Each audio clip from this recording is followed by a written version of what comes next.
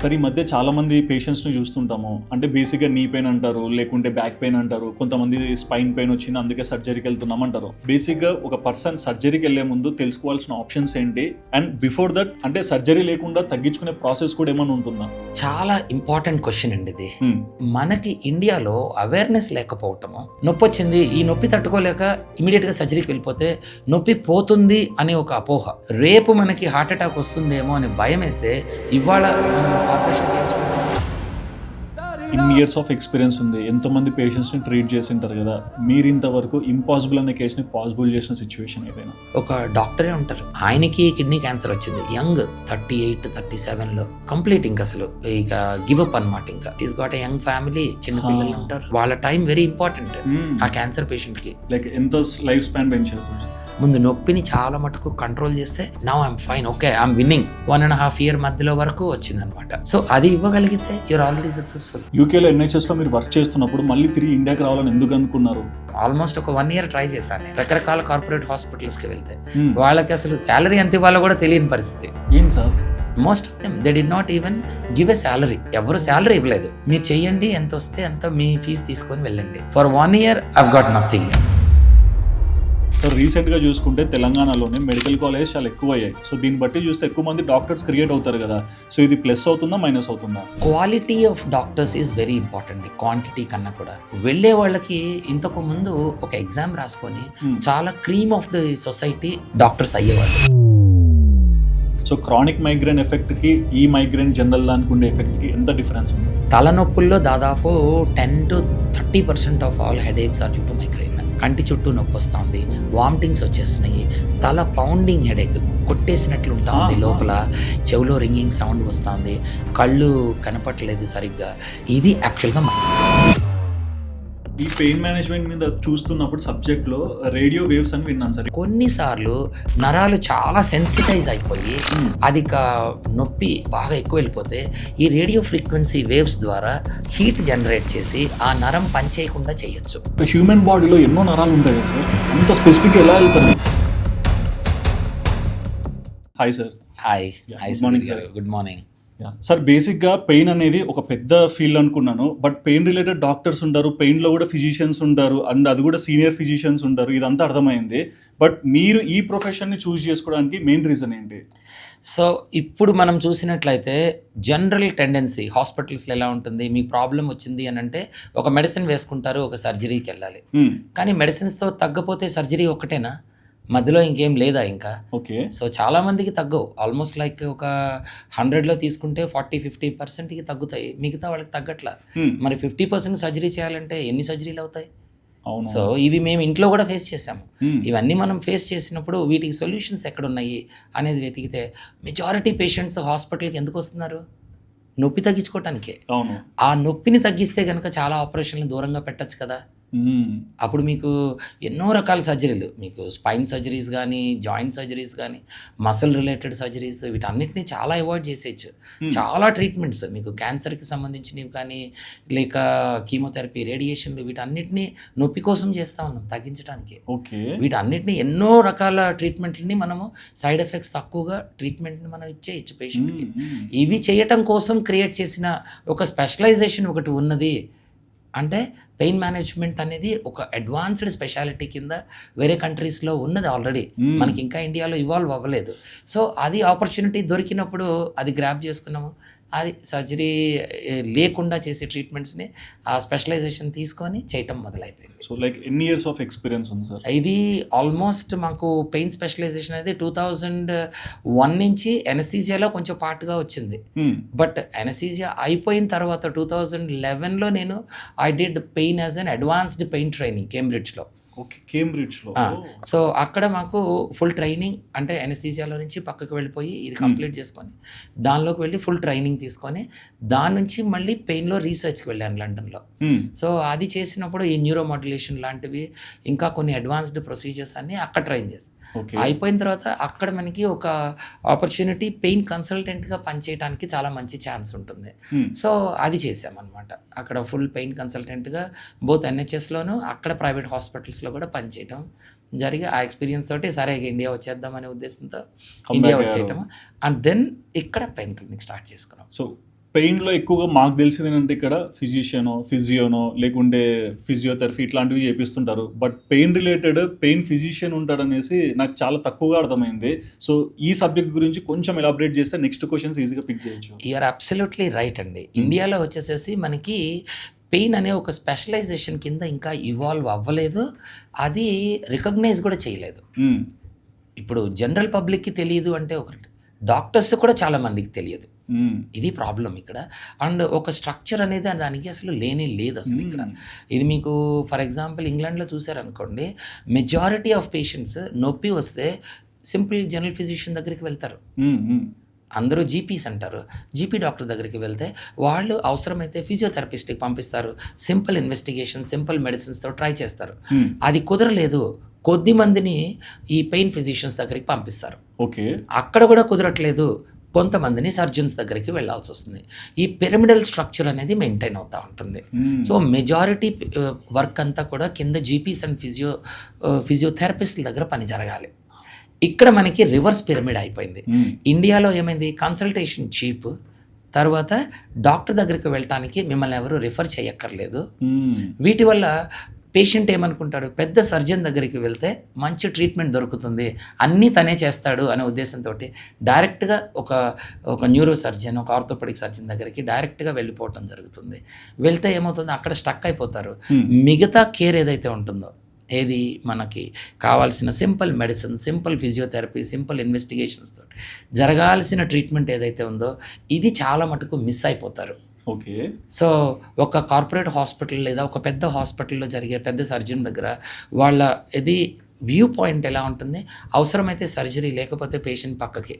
So వీళ్ళ మీద అంత కేర్, ఇంపార్టెన్స్ అనేది లేక వీళ్ళు అడ్వాన్స్ అయ్యే వరకు వాళ్ళకి ఇంట్రెస్ట్ ఉండదు ఈ పేషెంట్ మీద. సో ఇక రివాల్వింగ్ డోర్ లాగా హాస్పిటల్ టు హాస్పిటల్ వీళ్ళు తిరుగుతూ ఉంటారు.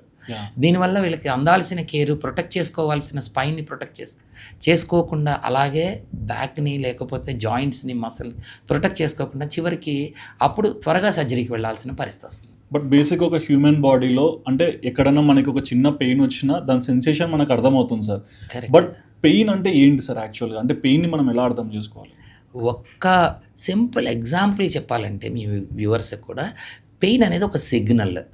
ఓకే, అంటే ఇప్పుడు మనం ఒక ఇంట్లో ఫైర్ వచ్చింది, ఫైర్ అనేది పెయిన్ కాదు, ఫైర్ అలారం అనేది పెయిన్. ఓకే, పెయిన్ అనేది ఒక ఇంజురీ లాంటిది. మనకి ఒక గాయమైంది, ఆ గాయం అనేది ఏదైతే ఉందో అక్కడ జరిగింది అని మన బ్రెయిన్కి చెప్పే ఒక సిగ్నల్ అనేది అలారం లాగా ఇంట్లో గంట ఎలా మోగుతుందో ఆ మాదిరిగా పెయిన్ సిగ్నల్ వెళ్తుంది. అది పెయిన్ సిగ్నల్. ఓకే, సో ఈ సిగ్నల్కి ఇంజురీకి రిలేషన్ ఉంటుంది ఎప్పుడు కూడా. సో ఎంత ఇంజురీ జరిగిందో అంత పెయిన్ వస్తుంది అనేది ఒక జనరల్ రూల్, అందరూ అనుకుంటారు. కానీ కొన్నిసార్లు చిన్న ఇంజురీకి పెద్ద సిగ్నల్ వస్తుంది, చాలా ఎక్కువ నొప్పి తెలుస్తుంది. మనకి చిన్న కాలు ఎదురు దెబ్బ తగిలింది, చాలా నొప్పి వస్తుంది, కానీ టెంపరీగా ఉంటుంది. వేలు కట్ అయింది, విపరీతమైన నొప్పి వస్తుంది, ఏడుపు వచ్చేంత ఉంటుంది. కానీ ఒక్కొక్కసారి బోన్ విరిగిపోతుంది, కానీ ఎక్కువ నొప్పి తెలియదు. అవును. సో ఎంత నొప్పికి, ఎంత ఇంజురీకి ఎంత నొప్పి తెలుస్తూ ఉంది అనేది మనం ముందే చెప్పలేము మనం. సో ఇది మన బ్రెయిన్కి ఎప్పుడైతే తెలుస్తుందో, ఎందుకు చెప్పాలి బ్రెయిన్కి, brain will have to take a protective action. Okay, మనకి ప్రొటెక్షన్ ఏదైతే ఇవ్వాలో అది మన బ్రెయిన్ చేయాలి. బట్ అంటే చెయ్యి లాగేసుకోవటము, దెబ్బ తగిలిన ప్లేస్ నుంచి, వేడి నుంచి చెయ్యి లాగేసుకోవాలి అనే మాట మన బ్రెయిన్ చెప్తే చెయ్యి లాక్కుంటుంది వెనక్కి, అందుకు నొప్పి కావాలి. సో ఈ ఇండికేషన్స్ అన్నీ మనకు అర్థమవుతున్నాయి. కరెక్ట్. సో నొప్పి అనేది మన మనిషి ముందుకు వెళ్ళటానికి చాలా అవసరమైన ఒక ప్రక్రియ. ఓకే, బట్ ఈ పెయిన్స్లోనే కొంచెం డెప్త్కి వెళ్తే క్రానిక్ పెయిన్స్ అని విన్నాను సార్. ఈ క్రానిక్ పెయిన్స్ అనేటివి ఎప్పుడు వస్తాయి అండ్ దీని ఫ్యాక్టర్స్ ఎలా ఉంటాయి? సో క్రానిక్ పెయిన్ అనేది మళ్ళీ ఈ పెయిన్ సిగ్నల్ అనేది ఏదైతే చెప్తున్నామో, ఫైర్ అలారం అని చెప్తున్నాము, కాలినప్పుడు అలారం వచ్చినట్లు మనకి పెయిన్ సిగ్నల్ అనేది కంటిన్యూస్గా వెళ్తూ ఉంది. మంట ఆగిపోయిన తర్వాత కూడా మీకు అలారం వెళ్తానే ఉందనుకోండి, అది మనకు అవసరం లేని నొప్పి. ఓకే ఓకే, దాన్ని క్రానిక్ పెయిన్ అంటూ ఉంటాం. అర్థమైంది. సో ఈ ప్రాబ్లం ఎప్పుడు వస్తుంది, బ్రెయిన్లో సెన్సిటైజేషన్ జరిగిపోతూ ఉంటుంది, పేషెంట్కి అవసరం లేని ప్రాబ్లమ్స్ అంటే స్ట్రెస్, యాంగ్జైటీ ఇవన్నీ కెటాస్ట్రోఫైజేషన్ పెరిగిపోయి ఆ నొప్పి అంటే భయపడిపోయే పరిస్థితి వస్తూ ఉంటుంది. ఇవన్నీ అవసరం లేని ప్రక్రియలు బాడీకి. ఇది మనకి క్రానిక్ పెయిన్. సాధారణంగా టైం ప్రకారం చెప్తా ఉంటాము. దెబ్బ తగిలింది, ఒక 10 రోజులు 2 వారాలు నొప్పి ఉంది, అది ఉపయోగపడే నొప్పి. చెయ్యిని ప్రొటెక్ట్ చేసుకుంటాము, గాయం తగ్గిపోతుంది, పని చేసేసుకుంటాం. ఇది అక్యూట్ పెయిన్ అంటాము. కొంతకాలం గడిచిపోయింది, 3 నెలలు దాటిపోయింది, ఇంకా కూడా మీకు నొప్పి తగ్గట్లేదు, ఇది క్రానిక్ పెయిన్. గాయం మానిపోయింది కానీ నొప్పి తగ్గట్లేదు, ఇది అన్నెసెసరీ అలారం, ఇరిటేటింగ్. ఇప్పుడు మనకి ఇంట్లో ఎప్పుడు కంటిన్యూస్గా అలారం మోగుతూ ఉంది, మంట ఆపేసాము, ఇంట్లో జరిగిన ఫైర్ ఆగిపోయింది కానీ అలారం మాత్రం మోగుతూనే ఉంది, అది ఫ్రస్ట్రేషన్, పేషెంట్కి ఇంకా ఇరిటేటింగ్గా ఉంటుంది. ఇది క్రానిక్ పెయిన్. ఓకే, సో ఈ క్రానిక్ పెయిన్కి కారణం ఏంటి అంటే నరంలో ఉండే ఈ స్ట్రక్చర్ ఏదైతే ఉందో అవి డ్యామేజ్ అవ్వటము, బ్రెయిన్లో ఉండే స్ట్రక్చర్స్ రీవైర్ అయిపోవటము, ఇవన్నీ హార్డ్ వైరింగ్ జరిగిపోయి ఈ నొప్పికి మెమరీ ఇచ్చేస్తుంది లోపల, సెన్సిటివిటీ పెరిగిపోతుంది. సో ప్రతి ఒక్కటి ఇక్కడ రిజిస్టర్ అయిపోయి దాన్ని రీకాల్ చేసుకొని మరి కరెక్ట్. ఇది ఇంకా ఆ భయం అనేది, ఆ నొప్పి యొక్క భయం పేషెంట్లో ఉండిపోయి ఇక వాళ్ళు దాని గురించి అమ్మో ఆ నొప్పి వస్తుంది అనేది, నొప్పి లేకున్నా వాళ్ళు భయపడిపోతూ ఉంటారు. సో ఇటువంటివి జరిగేదాన్ని మనము క్రానిక్ పెయిన్స్ అంటూ ఉంటాము. బట్ అంటే ఏదైనా ఒక దెబ్బ తగిలినప్పుడు జనరల్గా ఇంట్లో ట్రీట్మెంట్ తీసుకుంటామో, డాక్టర్ దగ్గరికి వెళ్తామో, సంథింగ్ ఏదో ఒక చిన్న మెడికేషన్ అయితే అవుతుంది. But end of the day ఇంకా అది తగ్గలేదో ఏదైనా జరిగిండొచ్చు. బట్ ఎప్పుడు మనము పెయిన్ స్పెషలిస్ట్ దగ్గరికి వెళ్ళాలి, అండ్ ఇన్ కేస్ అంటే రైట్ టైం ఏంటి, లేట్ అయితే ఏమో జరుగుతుంది? జనరల్గా జరగాలి అని అంటే చిన్న చిన్న సాధారణ నొప్పులు ఏవైతే ఉంటాయో అవి వాటంతట అవి తగ్గిపోతాయి. మనకి బాడీలో చాలా రీజనరేటివ్ కెపాసిటీ, హీలింగ్ కెపాసిటీ ఉంది మనకి. వాటి వల్ల ఇంజరీస్ చాలా మటుకు హీల్ అయిపోతాయి. తర్వాత చిన్న చిన్న మసిల్ స్పాజమ్స్, మనం నిద్ర సరిగ్గా పోలేదు, ఎక్కువ పని చేసాము, బరువులు ఎత్తాము, ఒక జర్నీ చేసాము, ఇవి అయిపోయిన తర్వాత బాడీ పట్టేస్తుంది. మంచి రెస్ట్ ఇచ్చేసేసి లేదా ఒక చిన్న పెయిన్ కిల్లర్ ఒకటి వేసుకుంటే కొంతవరకు నొప్పులు తగ్గిపోతాయి, ఆ టెంపరీ, వాటికి అవసరం లేదు. కానీ నొప్పి ఎప్పుడైతే పెరిగిపోతూ ఉంది, మన యాక్టివిటీ దెబ్బతింటా ఉంది, టైం డ్యూరేషన్ మీకు 2 వారాలు 3 వారాలు నొప్పి ముందుకు వెళ్తా ఉంది, సంథింగ్ రాంగ్. అప్పుడు మనము డాక్టర్ దగ్గరికి వెళ్ళాలి. సో ఇఫ్ నెససరీ ఇన్వెస్టిగేట్ చేయించాలి, అవి చూసుకోవాలి. ఇంపార్టెంట్ ఏంటంటే ఇక్కడ చాలామందికి రెడ్ ఫ్లాగ్స్ అనేవి ఉంటాయి. నొప్పి అర్ధరాత్రి వస్తుంది, చాలా చిన్నపిల్లల్లో వస్తుంది, లెస్ దాన్ 25, వాళ్ళకి పెద్ద పెద్ద నొప్పులు ఎందుకు ఉండాలి? ఇప్పటిదాకా లేని నొప్పులు ఒక 75-year-old పేషెంట్కి సడన్గా ఎందుకు రావాలి? ఏదో జరుగుతూ ఉంది వాళ్ళలో. మేబీ పెద్దవాళ్ళలో క్యాన్సర్ ఉండొచ్చు, చిన్నవాళ్ళలో ఇన్ఫెక్షన్స్ బోన్లోనో ఎక్కడో ఉండొచ్చు. సో వెంటనే ఇన్వెస్టిగేట్ చేయాలి. ఈ రెడ్ ఫ్లాగ్స్ని గుర్తుపెట్టుకోవటం చాలా అవసరం. మధ్య వయసులో అయినా సరే ఇటువంటి ఏమైనా జరిగినప్పుడు డాక్టర్ని చూడాలి, చాలా అవసరము. అంటే దీనిలో లైక్ జనరల్గా అంటే పెయిన్ మేనేజ్మెంట్లో మనం ఎక్కువగా చూస్తే చాలామంది లైక్ ఫిజియోథెరపీ, పెయిన్ మేనేజ్మెంట్, ఈ రెండింటి గురించి కన్ఫ్యూజ్ అవుతుంటారు. ఈ రెండింటిలో ఉన్న డిఫరెన్స్ ఏంటి సార్? ఇప్పుడు అన్ఫార్చునేట్ థింగ్ ఏంటంటే మనం సొసైటీలో చూస్తే ప్రతి చోట పెయిన్ క్లినిక్ అనే పెడతారు. ఎగ్జాక్ట్లీ. సో ఇప్పుడు మీరు చూసే వాటిలో మీరు అన్నట్లు physio is a pain clinic, chiropractors అంటారు, అది పెయిన్ క్లినిక్ అనే వస్తుంది. But at the other end neuro సర్జరీకి సంబంధించింది పెయిన్, అందరూ కూడా నొప్పి తగ్గించాలి, అందరూ కూడా పెయిన్ క్లినిక్ అనే వర్డ్ వాడుతున్నారు ఇండియాలో ఎక్కువ అది. బట్ జనరల్గా పెయిన్ క్లినిక్ అనేది ఎక్కడి నుంచి వస్తుంది అని అంటే it's a form of allopathic medicine ఇది. ఓకే, మెడికల్ స్పెషాలిటీలో మీరు ఏం చేస్తూ ఉంటారు, థెరపీ తోటి తగ్గనివి, ఫిజియోథెరపీ, ఆయుర్వేదిక, కైరోప్రాక్టర్స్, ఇటువంటి థెరపీలతోటి తగ్గనివి, సర్జరీలు అవసరం లేనివి ప్రతి 100లో కనీసం ఒక 50 మంది వీళ్ళు ఉంటారు. 50? దాదాపుగా సగం మంది ఉంటారు. సింపుల్ ఫిజియోథెరపీ తోటి కొంతమంది తగ్గుతాయి, సింపుల్ ఆయుర్వేదిక్ థెరపీస్ తోటి, యోగా తోటి తగ్గుతాయి. తగ్గని వాళ్ళల్లో సర్జరీలు అవసరమైన వాళ్ళు ఒక 2% ఉంటారు మొత్తం మీద. బ్యాక్ పెయిన్ వచ్చి 2% సర్జరీ, ఇప్పుడు 100 మంది పెయిన్ పేషెంట్స్ని తీసుకుంటే నడుము నొప్పి ఉన్న వాళ్ళలో కేవలం ఒక 2 నుంచి 3% మందికే సర్జరీ అవసరం, మిగిలిన వాళ్ళకి అవసరం ఉండదు, సర్జరీ అవసరం ఉండదు. అలా అని వాళ్ళకి నొప్పి లేదని కాదు, నొప్పులు ఉన్నాయి. వాళ్ళల్లో ఒక 40-50% మందికి ఫిజియోథెరపీలతో తగ్గుతాయి, మందులతో తగ్గుతాయి. మిగిలిన తగ్గని వాళ్ళు ఎవరైతే ఉన్నారో వీళ్ళు ఇక doctor to doctor, hospital to hospital తిరుగుతూనే ఉంటారు. ఏ స్కాన్లు అంటే ఆ స్కాన్లు, ఏ ప్లేస్ కంటే ఆ ప్లేస్కి వెళ్తూ ఉంటారు. సో వీళ్ళకి కేర్ కనుక ఇవ్వగలిగితే వీళ్ళని అవసరం లేని సర్జరీలు చేసుకునే దగ్గర నుంచి మనం ఆపటానికి వీలవుతుంది. ఇది ఒక పేషెంట్కే కాదు, ఒక కంట్రీకి చాలా అవసరం. ఈ అన్నెసెసరీ సర్జరీస్ వల్ల కొన్ని కోట్ల రూపాయలు నష్టమైపోతూ ఉంటుంది, దేశానికి నష్టం అవుతూ ఉంటుంది. వాళ్ళ సర్జరీస్ వల్ల వాళ్ళు పడే కష్టాల వల్ల జాబులు పోగొట్టుకొని ఫ్యామిలీలు దెబ్బతినే అవకాశం ఉంటుంది. ఇది మొత్తాన్ని ఆపటానికి మనకు చాలా అవకాశం ఉంది. So it's a huge branch. అందుకనే వెస్టర్న్ కంట్రీస్లో మ్యాన్ పవర్ మేనేజ్మెంట్లో పెయిన్ డిపార్ట్మెంట్కి చాలా మంచి వాల్యూ ఉంది. మనది ఇవాల్వింగ్ కంట్రీ, ఇప్పుడు పెరుగుతున్నాం మనం. ఇప్పుడు మనకి పెయిన్ మీద అవగాహన పెరుగుతూ ఉంది. సో పేషెంట్స్ అడుగుతున్నారు, డాక్టర్స్ కొంతమంది ఇప్పుడు కొన్ని చోట్ల డాక్టర్స్ ప్రాబ్లమ్స్ వచ్చినప్పుడు పెయిన్ డాక్టర్కి రిఫర్ చేయటం ఇప్పుడు స్టార్ట్ అయింది మనకి. బట్ మీరు చెప్పారు కదా సార్, అంటే లైక్ ఫారెన్ కంట్రీస్లో, ఇండియన్ కంట్రీస్లో ఈ ట్రీట్మెంట్ కానీ దీనికి ఉన్న డిజిగ్నేషన్ చూసే విధానం కానీ చాలా డిఫరెన్స్ ఉందని.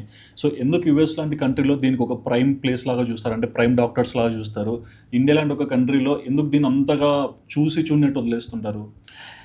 ఇప్పుడు మనము వరల్డ్ హెల్త్ ఆర్గనైజేషన్ యొక్క causes of visit to the hospital, ఒక పేషెంట్ హాస్పిటల్కి ఎందుకు వస్తున్నాడు అనేది మనం చూస్తే one of the most important is pain.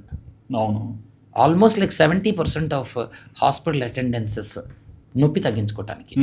తలనొప్పి కావచ్చు, మెడ నొప్పి కావచ్చు, గుండె నొప్పి కావచ్చు, కడుపులో నొప్పి, జాయింట్ పెయిన్స్, ఏదైనా సరే నొప్పి కోసం పేషెంట్ హాస్పిటల్కి వస్తాడు. అవును, ఈ నొప్పిని తగ్గించడానికే ఇన్ని రకాల ట్రీట్మెంట్లు.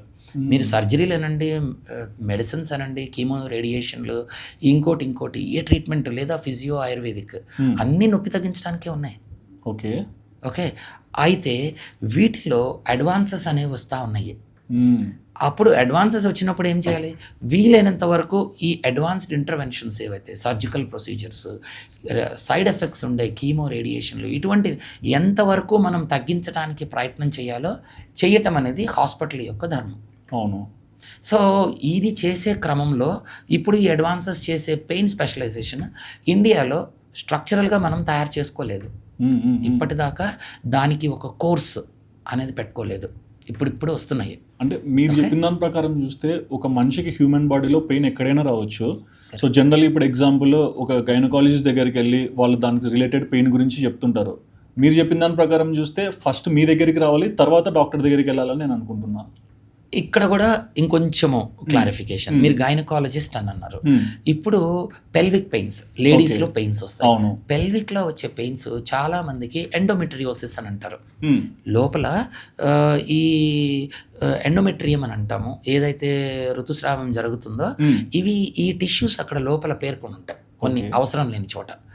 వాటి వల్ల విపరీతమైన నొప్పి వస్తూ ఉంటుంది లేడీస్లో. అది క్లియర్గా కనిపించింది అనుకోండి, దాన్ని తీసేస్తే నొప్పి తగ్గిపోతుంది. సో అది జరుగుతుంది. కానీ చాలామందికి అది తీసేసినా లేక దానితోటి సంబంధం లేకుండా నొప్పి విపరీతంగా ఉంటుంది, చెప్పుకోలేని బాధ లేడీస్లో. అవును, బయటికి చెప్పుకోలేరు, చెప్పినా చాలామంది నమ్మరు, డాక్టర్స్ దగ్గరికి చూపించిన తర్వాత కూడా ఏమి కనపడవు. ఇది అంతా వాళ్ళు ఏదో నాటకం చేస్తున్నారు ఇంట్లో అన్నట్లు వాళ్ళకి ఉండేప్పటికీ ఎవరికి చెప్పరు, బాధ సొంతగా పడుతూ ఉంటారు. ఎంతవరకు వెళ్ళిపోతుందంటే వాళ్ళకి సైకలాజికల్గా ఎఫెక్ట్ అవుతారు, సూసైడ్ కమిట్ చేసుకునే స్టేజ్కి వెళ్ళిపోతారు. అంత ఎక్స్టెంట్. నొప్పిని ఎప్పుడూ నమ్మకుండా ఉండకూడదు. పేషెంట్ నొప్పి చెప్పారంటే కారణం తెలుసుకోవడానికి ప్రయత్నం చేయాలి. కారణం దొరకలేదు అంటే మనకి తెలియలేదు, వాళ్ళకి నొప్పి లేదని కాదు. ఓకే, సో ఇది జరుగుతూ ఉన్నప్పుడు మనం ఏం చేయాలి? వీళ్ళకి డాక్టర్, గైనకాలజిస్ట్ ఎవరైతే ఉంటారో వాళ్ళతో పాటుగా పెయిన్ ఫిజిషియన్ ఎవరైతే ఉంటారో, మిగిలిన ఫిజియోథెరపిస్ట్, సైకాలజిస్ట్, వీళ్ళందరూ కలిసి చేయాలి. ఇందులో గైనకాలజిస్ట్తో పాటు ప్రైమ్ రెస్పాన్సిబిలిటీ పెయిన్ డాక్టర్ది. ఓకే, ఇప్పుడు గవర్నమెంట్ ఆఫ్ ఇండియా కొత్తగా గైడ్ లైన్స్ రిలీజ్ చేసింది.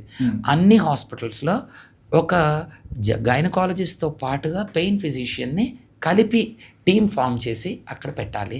వాళ్ళకి సపోర్టివ్ డాక్టర్స్ ఎవరైతే ఉంటారో, ఫిజియో, సైకాలజీ, మిగతా సర్జన్స్, వీళ్ళందరినీ కూడా వాళ్ళకి అటాచ్మెంట్లో ఉండాలి. బట్ ఈ రోల్ అనేది కల్పించాలి అనేది ఇప్పుడు పాలసీ డెసిషన్ అయింది. బట్ డాక్టర్స్ లేరు ఇంకా. బట్ బేసిక్ థింగ్ మీరు చెప్తుంటే, అంటే ఇప్పుడు జనరల్గా మనం ఇక్కడ ప్రైవేట్ హాస్పిటల్స్కి ఇక్కడ వెళ్ళినా సరే అక్కడ డాక్టర్స్ ఉంటారు, సర్జన్స్ అందరు ఉంటారు, కానీ పెయిన్ రిలేటెడ్ డాక్టర్స్ ఎవరు కనిపించారు, లేరు. కరెక్ట్. ఎందుకు అని అంటే ఒకటి ట్రైన్డ్ పెయిన్ డాక్టర్స్ ఇంకా రాలేదు, సరిపోయినంత మంది లేరు. పేషెంట్స్ మనసులో కూడా గుర్తొచ్చే పరిస్థితి లేదు, ఎగ్జాక్ట్లీ. డాక్టర్స్కి కూడా గుర్తొచ్చే పరిస్థితి లేదు ఇప్పుడు. ఎందుకు అని అంటే అడ్వర్టైజ్ అవ్వలేదు. ఒక పేషెంట్ డైరెక్ట్గా పెయిన్ డాక్టర్ కావాలి అని అడిగే పరిస్థితి లేకపోయింది. అవును. జనరల్గా కాంప్లికేటెడ్ పేషెంట్స్ ఎవరైతే ఉంటారో వాళ్ళు రీచ్ అవుట్ అవుతున్నారు. కానీ ఇంకా అర్లీ స్టేజ్లో మనము వీళ్ళని ఐడెంటిఫై చేయాలి. అర్లీ స్టేజ్లో ఐడెంటిఫై చేసుకుంటే మనము వీళ్ళకి ఈజీ ట్రీట్మెంట్స్ తోటి మేజర్ సర్జరీస్ లేకుండా, మేజర్ హార్మ్ఫుల్ మెడిసిన్స్ వాడకుండా వీళ్ళని కంట్రోల్ చేసుకోవచ్చు. బట్ మీ గురించి ఆలోచిస్తుంటే ఇప్పుడు పెయిన్ మేనేజ్మెంట్ చేయాలని యూకే వరకు వెళ్ళారు, అక్కడ చేశారు, హ్యాపీగా లైఫ్ సెటిల్ చేసుకున్నారు. యూకేలో ఎన్హెచ్ఎస్లో మీరు వర్క్ చేస్తున్నప్పుడు మళ్ళీ తిరిగి ఇండియాకి రావాలని ఎందుకు అనుకున్నారు? ఇండియాకి రావాలి అని అంటే నేను మొదటి నుంచి ఇండియా వద్దామనే ఉద్దేశం ఉంది. యాక్చువల్గా అక్కడ మంచిగా సెటిల్ అయ్యాం, 15 years ఉన్నాం దాదాపుగా. అయితే ఏంటి అని అంటే ఒక కొత్త స్పెషలైజేషన్ చేసుకొని ఆ స్పెషలైజేషన్తోనే వద్దామని. నాకు మొదట ఇంటెన్సివ్ కేర్ చేయాలి అని ఉండేది. కానీ ఇంటెన్సివ్ కేర్లో కన్నా కూడా పెయిన్ అనేది డైరెక్ట్ పేషెంట్ కాంటాక్ట్. ఇప్పుడు ఆల్మోస్ట్ లైక్ మెజారిటీ పేషెంట్స్ హాస్పిటల్కి వచ్చే వాళ్ళ నొప్పిని తగ్గిస్తే కనుక చాలా అన్నెసెసరీ సర్జరీస్ని అవాయిడ్ చేయొచ్చు. ఇది నాకు కాన్సెప్ట్ చాలా నచ్చింది. పేషెంట్కి ఉండే ఆ రిలేషన్ ఏదైతే ఉంటుందో, ఎంపతి అంటామో, అది నాకు చాలా ఇష్టం. సో చాలా prolonged consultation, prolonged relation with the patient I like. అంటే ఎందుకడి అంటే సార్ ఈ క్వశ్చన్, లైక్ ముందు కూడా మీరు అన్నారు ఇక్కడ ఇండియాలో ప్రైవేట్ హాస్పిటల్స్లో పెయిన్ రిలేటెడ్కి ఆ రికగ్నైజేషన్ రాలేదు అని. బట్ ముందు మీరే చెప్పారు ఫారెన్లో ఆ రికగ్నైజేషన్ ఉందని. బట్ స్టిల్ మీరు ఇక్కడికే వచ్చి ఇదంతా చేసుకుంటూ ముందరికి వెళ్తున్నారు. ఇది చాలా డిఫికల్ట్ పాత్ తీసుకున్నాము. వచ్చినప్పుడు ఎవరు లేరు క్వాలిఫైడ్ పెయిన్ డాక్టర్స్ అనేవాళ్ళు. మనకి హైదరాబాద్లో లేరు, ఇండియాలోనే చాలా అరుదు. అక్కడ వాళ్ళు ఇద్దరు ఉన్నారు. Most of them are not successful. Success అవ్వలేదు కూడా వాళ్ళు వచ్చిన తర్వాత. ఎందుకు అని అంటే ఇప్పుడు మన స్ట్రక్చర్ చూస్తే మనకి మెజారిటీ రెఫరల్స్ కార్పొరేట్లో డైరెక్ట్గా సూపర్ స్పెషలిస్ట్ ఎవరైతే న్యూరాలజీ, న్యూరో సర్జరీ, ఆర్థోపెడిక్స్ వాళ్ళకి వెళ్ళిపోతాయి. అంతేలేండి, దేని రిలేటెడ్ వాళ్ళ దగ్గరికి వాళ్ళు రెఫర్ చేస్తే పెయిన్ డాక్టర్ దగ్గరికి రావాలి తప్ప డైరెక్ట్గా వచ్చే అవకాశం లేదు. వాళ్ళ దగ్గరికి వెళ్ళి బ్రతిమలాడి వాళ్ళ దగ్గర నుంచి పేషెంట్ తెచ్చుకోవటం అంటే ఒక రకంగా ఇబ్బందిగా ఉంటుంది. వాళ్ళంతటి వాళ్ళు పంపించడానికి వాళ్ళకి తెలియకపోవచ్చు. ఇక కార్పొరేట్ ఫైనాన్షియల్ ప్రాబ్లమ్స్ ఇవన్నీ ఉంటాయి. వీటి మధ్యలో నుంచి పెయిన్కి రెఫరల్స్ రావడం చాలా కష్టం అయిపోయింది. సో అది ట్రై చేసాం. ఆల్మోస్ట్ ఒక 1 year ట్రై చేశాను నేను రకరకాల కార్పొరేట్ హాస్పిటల్స్కి వెళ్తే. వాళ్ళకి అసలు శాలరీ ఎంత ఇవ్వాలో కూడా తెలియని పరిస్థితి. ఏం sir, most of them they did not even give a salary. ఎవరు శాలరీ ఇవ్వలేదు. మీరు వచ్చి పని చేయండి, మీ పేరు కావాలి, హాస్పిటల్ రికగ్నిషన్ కావాలి, వాళ్ళకి నేమ్ కావాలి. ఇంత మంచి పెయిన్ స్పెషలిస్ట్ అందరు చెప్తారు, ఓ పెయిన్ చాలా అవసరం అండి, మా హాస్పిటల్లో పెయిన్ చాలా అవసరం, బాగుంది. కానీ when it comes to give you a salary తెలియదు ఎంత ఇవ్వాలో. సో మీరు చెయ్యండి, ఎంత వస్తే అంత మీ ఫీజు తీసుకొని వెళ్ళండి. ఎంత వస్తాయి స్టార్టింగ్లో, ఎవరు రిఫర్ చేయరు. How do you live? Exactly problem. So for 1 year I've got nothing. But still ఇక్కడే ఉన్నారు. కైండ్ ఆఫ్ నేను అక్కడ లీవ్ పెట్టి వచ్చాను ఫస్ట్. సో నేను రిజైన్ చేస్తే వాళ్ళు నాకు లీవ్ ఇచ్చారు. సో వచ్చి ట్రై చేసుకుంటా వెయిట్ చేసి చూసాము. At the end of 1 year I realised okay my patients are liking me. అది నేను అబ్జర్వ్ చేసుకున్నాను. Then I said okay I will sit outside. ఏ ఒక్క హాస్పిటల్ని నమ్మకుండా okay I sat outside in clinic on my own. Invest చేసుకొని clinic చేసుకొని అప్పుడు కూర్చుంటే ఒక్కొక్కళ్ళు పేషెంట్స్ రావటము, బ్యాక్ పెయిన్. ఇండియా వచ్చి 7 years అయింది క్లినిక్ పెట్టి. అంతే 2019 పెట్టాము క్లినిక్. ఎండ్ ఆఫ్ 2019 స్టార్ట్ అయితే కోవిడ్ వచ్చింది, 2 years పోయింది. ఆ తర్వాత it started picking up. Now we're absolutely testing జరిగింది మీ మీద బాగా. పెయిన్ రికవరీ మీకు కూడా జరిగింది. India tested me a lot. Exactly. But we came out good. ఏదైతే అనుకున్నామో అది చేయగలిగాము. So we reached out to the patients. చాలా మంది పేషెంట్స్కి తెలిసిన తర్వాత okay this treatment is good అని అందరు రావటం మొదలు పెట్టారు. వాళ్ళకి రిజల్ట్స్ మంచిగా రావటము, సో వాళ్ళు తీసుకురావటము. And then I reached out to media. So వీళ్ళకి చెప్పటము ఈ ట్రీట్మెంట్స్ అవైలబుల్ ఉన్నాయి మీకు. They came to us and then we were very honest in telling. అందరినీ ట్రీట్ చేయలేము, అందరికీ రిలీఫ్ రాకపోవచ్చు, బట్ ట్రై ఇట్ అన్నాము. whoever got the results they were very happy. Almost like 70-80% we get good results. Almost 95% surgeries avoid చేస్తాము బ్యాక్లో, స్పైన్లో. So వీటితోటి slowly people started getting. And then నిదానంగా టీమ్ ఫామ్ చేసుకున్నాము. ఐ ట్రైన్డ్ సమ్ పీపుల్, మంచి doctors వచ్చారు. So దీంతో we kind of move forward. So అట్లాగా now we are starting training fellowships, ఇవన్నీ కొత్త డాక్టర్ని ట్రైన్ చేసుకొని kind of moving forward. Sir ఈ మధ్య చాలా మంది పేషెంట్స్ని చూస్తుంటాము. అంటే బేసిక్గా నీ పెయిన్ అంటారు, లేకుంటే బ్యాక్ పెయిన్ అంటారు, కొంతమంది స్పైన్ పెయిన్ వచ్చింది అందుకే సర్జరీకి వెళ్తున్నాం అంటారు. బేసిక్గా ఒక పర్సన్ సర్జరీకి వెళ్ళే ముందు తెలుసుకోవాల్సిన ఆప్షన్స్ ఏంటి, అండ్ బిఫోర్ దట్ అంటే సర్జరీ లేకుండా తగ్గించుకునే ప్రాసెస్ కూడా ఏమైనా ఉంటుందా? చాలా ఇంపార్టెంట్ క్వశ్చన్ అండి ఇది. So first thing is only 2% of patients with back pain, నడుము నొప్పి ఉన్న వాళ్ళలో 2-3% మందికి మాత్రమే సర్జరీ అవసరం పడుతుంది. మెజారిటీకి సర్జరీ అవసరం లేదు. ఈ సర్జరీ ఎప్పుడు చేయాలి అంటే, మీకు కాలు ఎప్పుడైతే చచ్చుపడుతూ ఉన్నట్లు అవుతుందో, లేక బవల్ బ్లాడర్ ప్రాబ్లమ్స్, మలమూత్రాల కంట్రోల్ పోతా ఉందో, ఇటువంటి జరుగుతున్నప్పుడు, ఆ తర్వాత ఇవి జరిగే వాళ్ళల్లో ఎంఆర్ఐ స్కాన్స్ అవి తీసినప్పుడు పెద్ద పెద్ద డిస్క్లు ఉండటము, లేదా బోన్స్ కదిలిపోవటము, చాలా అడ్వాన్స్డ్ స్టేజ్లో కదిలిపోయినప్పుడు తప్పని పరిస్థితుల్లో సర్జరీ చేయాలి. ఓకే, అది చాలా ఇంపార్టెంట్ విషయం అన్నమాట. ఆ తర్వాత ఇక అన్ని ప్రయత్నం చేసేసిన తర్వాత ఏది ఆప్షన్ లేదు అని అంటే, నొప్పి తగ్గక పేషెంట్ బాధపడుతున్నారు, ఇక ప్రయత్నం చేద్దాము అనే లాస్ట్ ఎఫర్ట్ కింద చేస్తూ ఉంటాము. ఇవి బయట కంట్రీస్లో ఎస్టాబ్లిష్డ్ రూల్స్ అన్నమాట, ఇవి సర్జరీ చేయడానికి స్పైన్కి. అయితే మనకి ఇండియాలో అవేర్నెస్ లేకపోవటము ప్రజల్లో. సో నొప్పి వచ్చింది, ఈ నొప్పి తట్టుకోలేక ఇమీడియట్గా సర్జరీకి వెళ్ళిపోతే నొప్పి పోతుంది అనే ఒక అపోహ. నొప్పి వచ్చింది, ఆ డిస్క్ పెరిగింది, డిస్క్ తీసేస్తే నొప్పి పోతుంది, లేకపోతే బోన్ కదిలింది ఇచ్చేసేస్తే నొప్పి పోతుంది అనేంత సింప్లిస్టిక్ ఏదైతే ఒపీనియన్ మనకు ఉన్నదో, వీటి వల్ల ప్రాబ్లమ్స్ వస్తూ ఉన్నాయి. దీన్ని మనకు యాక్చువల్గా కొంతవరకు కార్పొరేట్ హాస్పిటల్స్ వీటిల్లో కూడా ఏం జరుగుతుంది, ఓకే నొప్పి వచ్చింది, రేపు రొద్దున పాడవచ్చు కాబట్టి ఇవాళ సర్జరీ చేద్దాము. ఆల్వేస్ రిమెంబర్, మనకి గుర్తుపెట్టుకోవాల్సింది ఏంటి, రేపు మనకి హార్ట్ అటాక్ వస్తుందేమో అని భయం వేస్తే ఇవాళ మనము ఆపరేషన్ చేయించుకుంటామా? లేదు. వచ్చినప్పుడు చేయించుకుంటాం. స్పైన్ సర్జరీ కూడా అదే పరిస్థితిలో ఉండాలి. ప్రాబ్లం వచ్చిన రోజున ఆ రోజు వెళ్ళి ఆపరేషన్ చేయించుకోవాలి. కాళ్ళు చచ్చుపడిపోతాయేమో అనే భయంతో చేసుకుంటే 100కి కనీసం 95 ఆపరేషన్లు 98 ఆపరేషన్లు అనవసరంగా చేయించుకుంటున్నాం మనం. సో వీలైనంత వరకు దీన్ని అవాయిడ్ చేయాలి. ఇప్పుడు మీకు ఇది చెప్పటానికి మనకి ఇండియాలో ఆ ప్రాపర్ ప్రైమరీ కేర్ అనేది బయట దేశాల్లో ఉన్నట్లు మనకి లేదు. ముందు ఒక జనరల్ ఫిజిషియన్, ఫిజియోథెరపిస్ట్, తర్వాత పెయిన్ డాక్టర్ దగ్గరికి వెళ్ళే అవకాశం మనకి లేకపోయింది.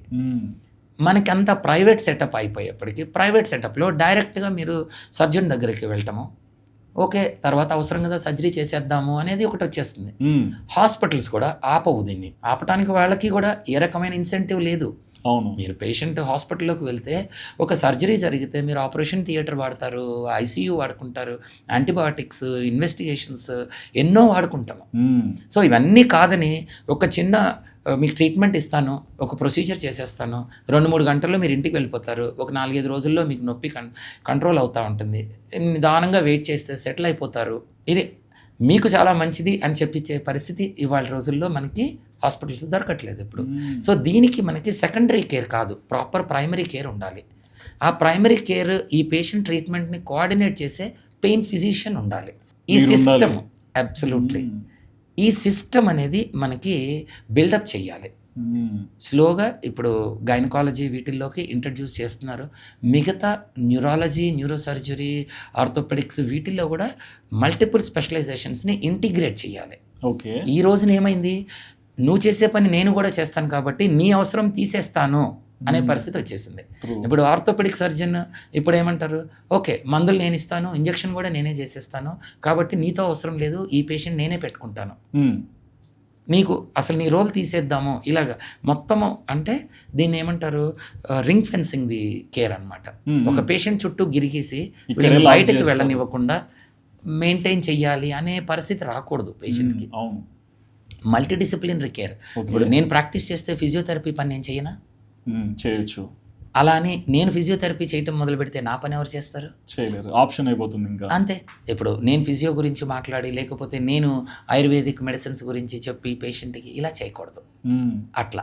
సో ఈ మల్టీ డిసిప్లినరీ కేర్ అనేది బిల్డప్ చేయాలి. అది చేయడానికి గవర్నమెంట్ రెగ్యులేషన్స్ కూడా రావాలి, ఇప్పుడు లేదా. సార్ మీరు గవర్నమెంట్ దీన్ని ఏదో ఒకటి డెవలప్ చేయాలన్నారు. సో రీసెంట్గా చూసుకుంటే తెలంగాణలోనే మెడికల్ కాలేజ్ చాలా ఎక్కువ అయ్యాయి. సో దీన్ని బట్టి చూస్తే ఎక్కువ మంది డాక్టర్స్ క్రియేట్ అవుతారు కదా. సో ఇది ప్లస్ అవుతుందా మైనస్ అవుతుందా? So quality of doctors is very important, quantity కన్నా కూడా. ఇప్పుడు చాలామంది ఆల్మోస్ట్ లైక్ మనకి చెప్పేది 15 లక్షల మంది డాక్టర్లు ఇండియాలో అవసరము వరల్డ్ హెల్త్ ఆర్గనైజేషన్ ప్రకారము అని ఒక లెక్క చెప్పి దాంతో mushrooming of medical college attached hospitals పెట్టేశారు. ఓకే. ఒక్కసారి ఇది జరగటం వలన మెజారిటీ మెడికల్ కాలేజెస్లో ఒకటి స్టాఫ్ లేరు, 2 పేషెంట్స్ లేరు, ఫ్యాకల్టీ లేరు, పేషెంట్స్ కూడా లేరు. ఓకే. అటువంటి మెడికల్ కాలేజెస్లో చదువుకున్న స్టూడెంట్స్ ఎవరైతే ఉంటారో ఈ మెడికోస్ అందరూ ఏం నేర్చుకొని బయటకు వస్తారు? వీళ్ళకి ఫస్ట్ ఆఫ్ ఆల్ వెళ్ళే వాళ్ళకి ఇంతకు ముందు ఒక ఎగ్జామ్ రాసుకొని చాలా cream of the society doctors అయ్యేవాళ్ళు. ఓకే. ఈ రోజున పరిస్థితి ఎవరంటే వాళ్ళు మెడిసిన్లో చేరిపోవచ్చు. అలా ఇంట్రెస్ట్ పెద్దగా వాళ్ళకి తెలియకుండా దాని గురించి ఏముంది తెలుసుకోకుండా లోపలికి వెళ్ళిన తర్వాత ఇది మెడిసిన్ అనేది ఒక 5 years ఆఫ్ మెడిసిన్, తర్వాత పోస్ట్ గ్రాడ్యుయేషన్, తర్వాత సూపర్ స్పెషలైజేషన్, మీరు దగ్గరగా 12-13 ఏళ్ల పాటు మీరు ప్రయత్నం చేయాలి. అదర్ సైడ్ డిగ్రీ 3 ఏళ్లలో అయిపోతుంది, ఇంజనీరింగ్ 4 ఏళ్లలో అయిపోతుంది. వాళ్ళు జాబ్లోకి వెళ్ళిపోతారు, వాళ్ళు హ్యాపీగా తిరుగుతూ ఉంటారు, ఎంజాయ్ చేస్తూ ఉంటారు. వీడు నాకెందుకు వచ్చిన గొడవ అని మధ్యలో వదిలేసి వెళ్ళిపోయే వాళ్ళు చాలా ఉన్నారు. అవును. ఆ పరిస్థితి రాకూడదు సొసైటీలో. సో బాగా ఇంట్రెస్ట్ ఉన్న వాళ్ళే మెడిసిన్లోకి వెళ్ళేలాగా ఉండాలి. అది రావాలి అని అంటే ఏముండాలి? ఫస్ట్ ఇన్సెంటివైజేషన్ ఆఫ్ మెడిసిన్, ఇవన్నీ కూడా జరగాలి. స్ట్రక్చర్ బిల్డప్ చేయాలి. ఇప్పుడు నంబర్ ఆఫ్ డాక్టర్స్ బిల్డప్ చేసి వాళ్ళు trickle down into Tier 2, Tier 3 cities, ఇంకా విలేజెస్కి MBBS డాక్టర్స్ వెళ్ళిపోవాలి అనేది గవర్నమెంట్ ఉద్దేశం. కానీ ఇన్ఫ్రాస్ట్రక్చర్ బిల్డప్ చేయకుండా కింద ఎక్కడ కూడా ఈ డాక్టర్స్ ఎవరు అక్కడికి వెళ్ళట్లా. అవును, వాళ్ళు కూడా సెట్ అవ్వదు కదా సార్. అవ్వట్లేదు. సో అక్కడ కావాల్సిన ఫెసిలిటీస్ రావట్లేదు. అంటే హాస్పిటల్లోనూ లేవు, ఊర్లో వాళ్ళ పిల్లలు వాళ్ళు చదువుకోవటానికి కూడా వాళ్ళకి రావట్లేదు. సో ఇది ఎట్లా బిల్డప్ చేయాలి? గవర్నమెంట్ సింపుల్గా నంబర్ పెంచడం వల్ల ప్రాబ్లం సాల్వ్ అవ్వదు. ఓకే. అది. సో క్వాలిటీ రావాలి, at the same time facilities పెరగాలి, అప్పుడు వస్తాయి. అండ్ కొంచెం పెయిన్లో మనం ఇన్డెప్త్గా వెళ్తే బేసిక్గా పెయిన్ అంటే ప్రతి ఒక్కరికి ఒక డిఫరెంట్ సెన్సేషన్స్ వస్తాయి. కొంతమందికి గిచ్చినట్లు ఉంటుంది, కొంతమందికి సూదులు పొడిచినట్లుందా అంటారు, కొంతమందికి బర్నింగ్ సెన్సేషన్ అంటారు. సో రకరకాలుగా పెయిన్ని డాక్టర్ అడిగి మరీ తెలుసుకుంటుంటారు కదా, ఎందుకు ఇన్ని రకాలుగా అడుగుతారు? ఇది ఒక మాటలో చెప్పాలంటే మనకి ఇది పెయిన్ లాంగ్వేజ్ అండి. ఓకే. ఇప్పుడు మీరు కంప్యూటర్ లాంగ్వేజ్ ఎలా చెప్తా ఉంటామో ఇది పెయిన్ లాంగ్వేజ్. బాడీ మనకు ఒక మెసేజ్ చెప్పడానికి ప్రయత్నిస్తూ ఉంది. ఆ మెసేజ్ అర్థం చేసుకునే స్పెషలైజేషన్ మేము చేస్తున్నాము. మెజారిటీ పెయిన్స్ ఎలా చెప్తారు? బయట మనం సరిగ్గా రెస్ట్ తీసుకోలేదు, నిద్ర సరిగ్గా పోలేదు, ఆ తర్వాత ఎక్కువ పని చేసినప్పుడు ఒళ్ళు నొప్పులు వస్తాయి. అంటే ఏంటి? మసిల్ పెయిన్స్ వచ్చినాయి మనకి. ఈ మసిల్ పెయిన్ అనేది ఎలా ఉంటుంది? బాగా పట్టేసినట్లు, ఒళ్ళంతా బిగుసుకుపోయినట్లు ఒకటి తెలుస్తుంది. లేదా కొన్నిసార్లు మనకు ఒక నరం తగిలింది, కరెంట్ షాక్లు కొట్టినట్లుంటాయి, అది నరాల నొప్పి. అది అలాగే కొంత ఇంజురీ అయింది, బర్నింగ్ పెయిన్ వస్తుంది, మంటలుగా వస్తుంది, అంటే టిష్యూ డ్యామేజ్ అయింది. ఒక కణజాలం దెబ్బతింటే గనక అవి బర్నింగ్ పెయిన్ లాగా వస్తూ ఉంటుంది, ఇన్ఫ్లమేషన్ వస్తూ ఉంటుంది. అందులోపల కొన్ని బ్లడ్ వెసల్స్ యాక్టివేట్ అవుతాయి. అప్పుడు మైగ్రేన్లో కూడా చూస్తూ ఉంటాం, టక్ టక్ టక్ మన లోపల లాగుతూ ఉంటాయి. అది వాస్క్యులర్ పెయిన్, బ్లడ్ వెసల్స్లో నుంచి వచ్చే నొప్పి అది. ఇలా మనకి ఎక్కడి నుంచి నొప్పి వస్తూ ఉంది, ఏమేమి ఆర్గన్స్ ఎఫెక్ట్ అయినాయి మన శరీరంలో, ఈ వీటిని బట్టి కొంతవరకు మనము ఆ ప్రాబ్లం ఏంటి అనే తెలుసుకుంటాం. ఇప్పుడు మన కడుపులో నొప్పి వచ్చింది, కడుపులో నొప్పి మెలితిప్పింది అని చెప్తా ఉంటాం మనం. కడుపు మెలితిప్పినట్లుంది అని అంటాం, అది స్పాస్మోడిక్ పెయిన్స్ అనమాట. సో అలాగే గైనకాలజీ, లేడీస్ పీరియడ్ పెయిన్స్ వస్తాయి, ఆ లోపల పట్టినట్లు, అది అంటే దీస్ ఆర్ విసరల్ పెయిన్స్. అవి మన లోపల ఉండే ఆర్గన్స్ ఏవైతే ఉంటాయో ఈ ఆర్గన్స్ నుంచి వచ్చే పెయిన్ ఒక రకంగా ఉంటుంది అనమాట. ఇలా రకరకాల నొప్పులకి రకరకాల పరిభాష ఉంటుంది. సో అవి తెలుసుకుంటే మనం అటువైపు అడుగు వేస్తాము. ఈ రోజు కూడా మెజారిటీ అడ్వాన్స్డ్ ఇన్వెస్టిగేషన్స్లో కూడా ఎగ్జాక్ట్గా మీరు దీని నుంచి వస్తుందని చెప్పలేము. పేషెంట్ చెప్పే దాన్ని బట్టి మనం అర్థం చేసుకుంటాం, దానికి బట్టి మెడిసిన్స్ ఇస్తాం, ట్రీట్మెంట్స్ చేస్తూ ఉంటాం. సో పేషెంట్ క్లియర్గా చెప్పడం ఇంపార్టెంట్. మనం పేషెంట్ అడిగామనుకోండి, పేషెంట్ ఏమంటాడు? ఏం చెప్తావు, నొప్పి ఉంది అంతే. ఎందుకంటే తనకు కూడా తెలియదు, ఎలా చెప్పాలో తెలియదు. ఈ లాంగ్వేజ్ మేము అడుగుతాం పేషెంట్ని, ఒక్కొక్కటి అడిగి ఎందులో నుంచి వచ్చింది. ఇది టైం తీసుకుంటుంది, చాలా టైం. ఒక్కోసారి బాగా నొప్పిలో ఉన్న వాళ్ళు విసుక్కుంటారు, ఇరిటేట్ అవుతుంటారు. అరే నొప్పి ఉంటే మందు ఇవ్వ, ముందు ఎన్ని క్వశ్చన్లన్నీ ఎందుకు ముందు అని No. Exactly. దాన్ని బట్టి ట్రీట్మెంట్ డిసైడ్ చేస్తాము. అండ్ ఇందులో మీరు చివర్లో ఫిమేల్స్కి పీరియడ్ పెయిన్ గురించి చెప్పారు కదా సార్. సో బేసిక్గా ఒక హ్యూమన్కి అంటే ఎప్పుడు నొప్పి వస్తుంది అనేది అర్థం కాదు, బట్ పీరియడ్స్ అనేది ఫిమేల్కి రెగ్యులర్గా ఉంటాయి, ఆ టైంలో వస్తాయి. ఆ ఎగ్జాక్ట్లీ. టైంని బట్టి ఆ స్పాజ్మ్ లోపల ఏదన్నా మెలి తిప్పినట్లు ఉంటామో దాని రిలేటెడ్ ఫీచర్స్ ఏవైతే ఉంటాయో ఇది లేడీస్ గైనకాలజీ పెయిన్ అనేది మేము దాని దగ్గరికి వెళ్తాం. ఓకే. అలాగే తినగాలనే వస్తూ ఉంది, లేకపోతే ఒక టైంలో వస్తూ ఉంది, అప్పుడు ఫుడ్ డైజెస్టివ్ సిస్టమ్ పేగుకు సంబంధించిన పెయిన్ అనుకుంటాము.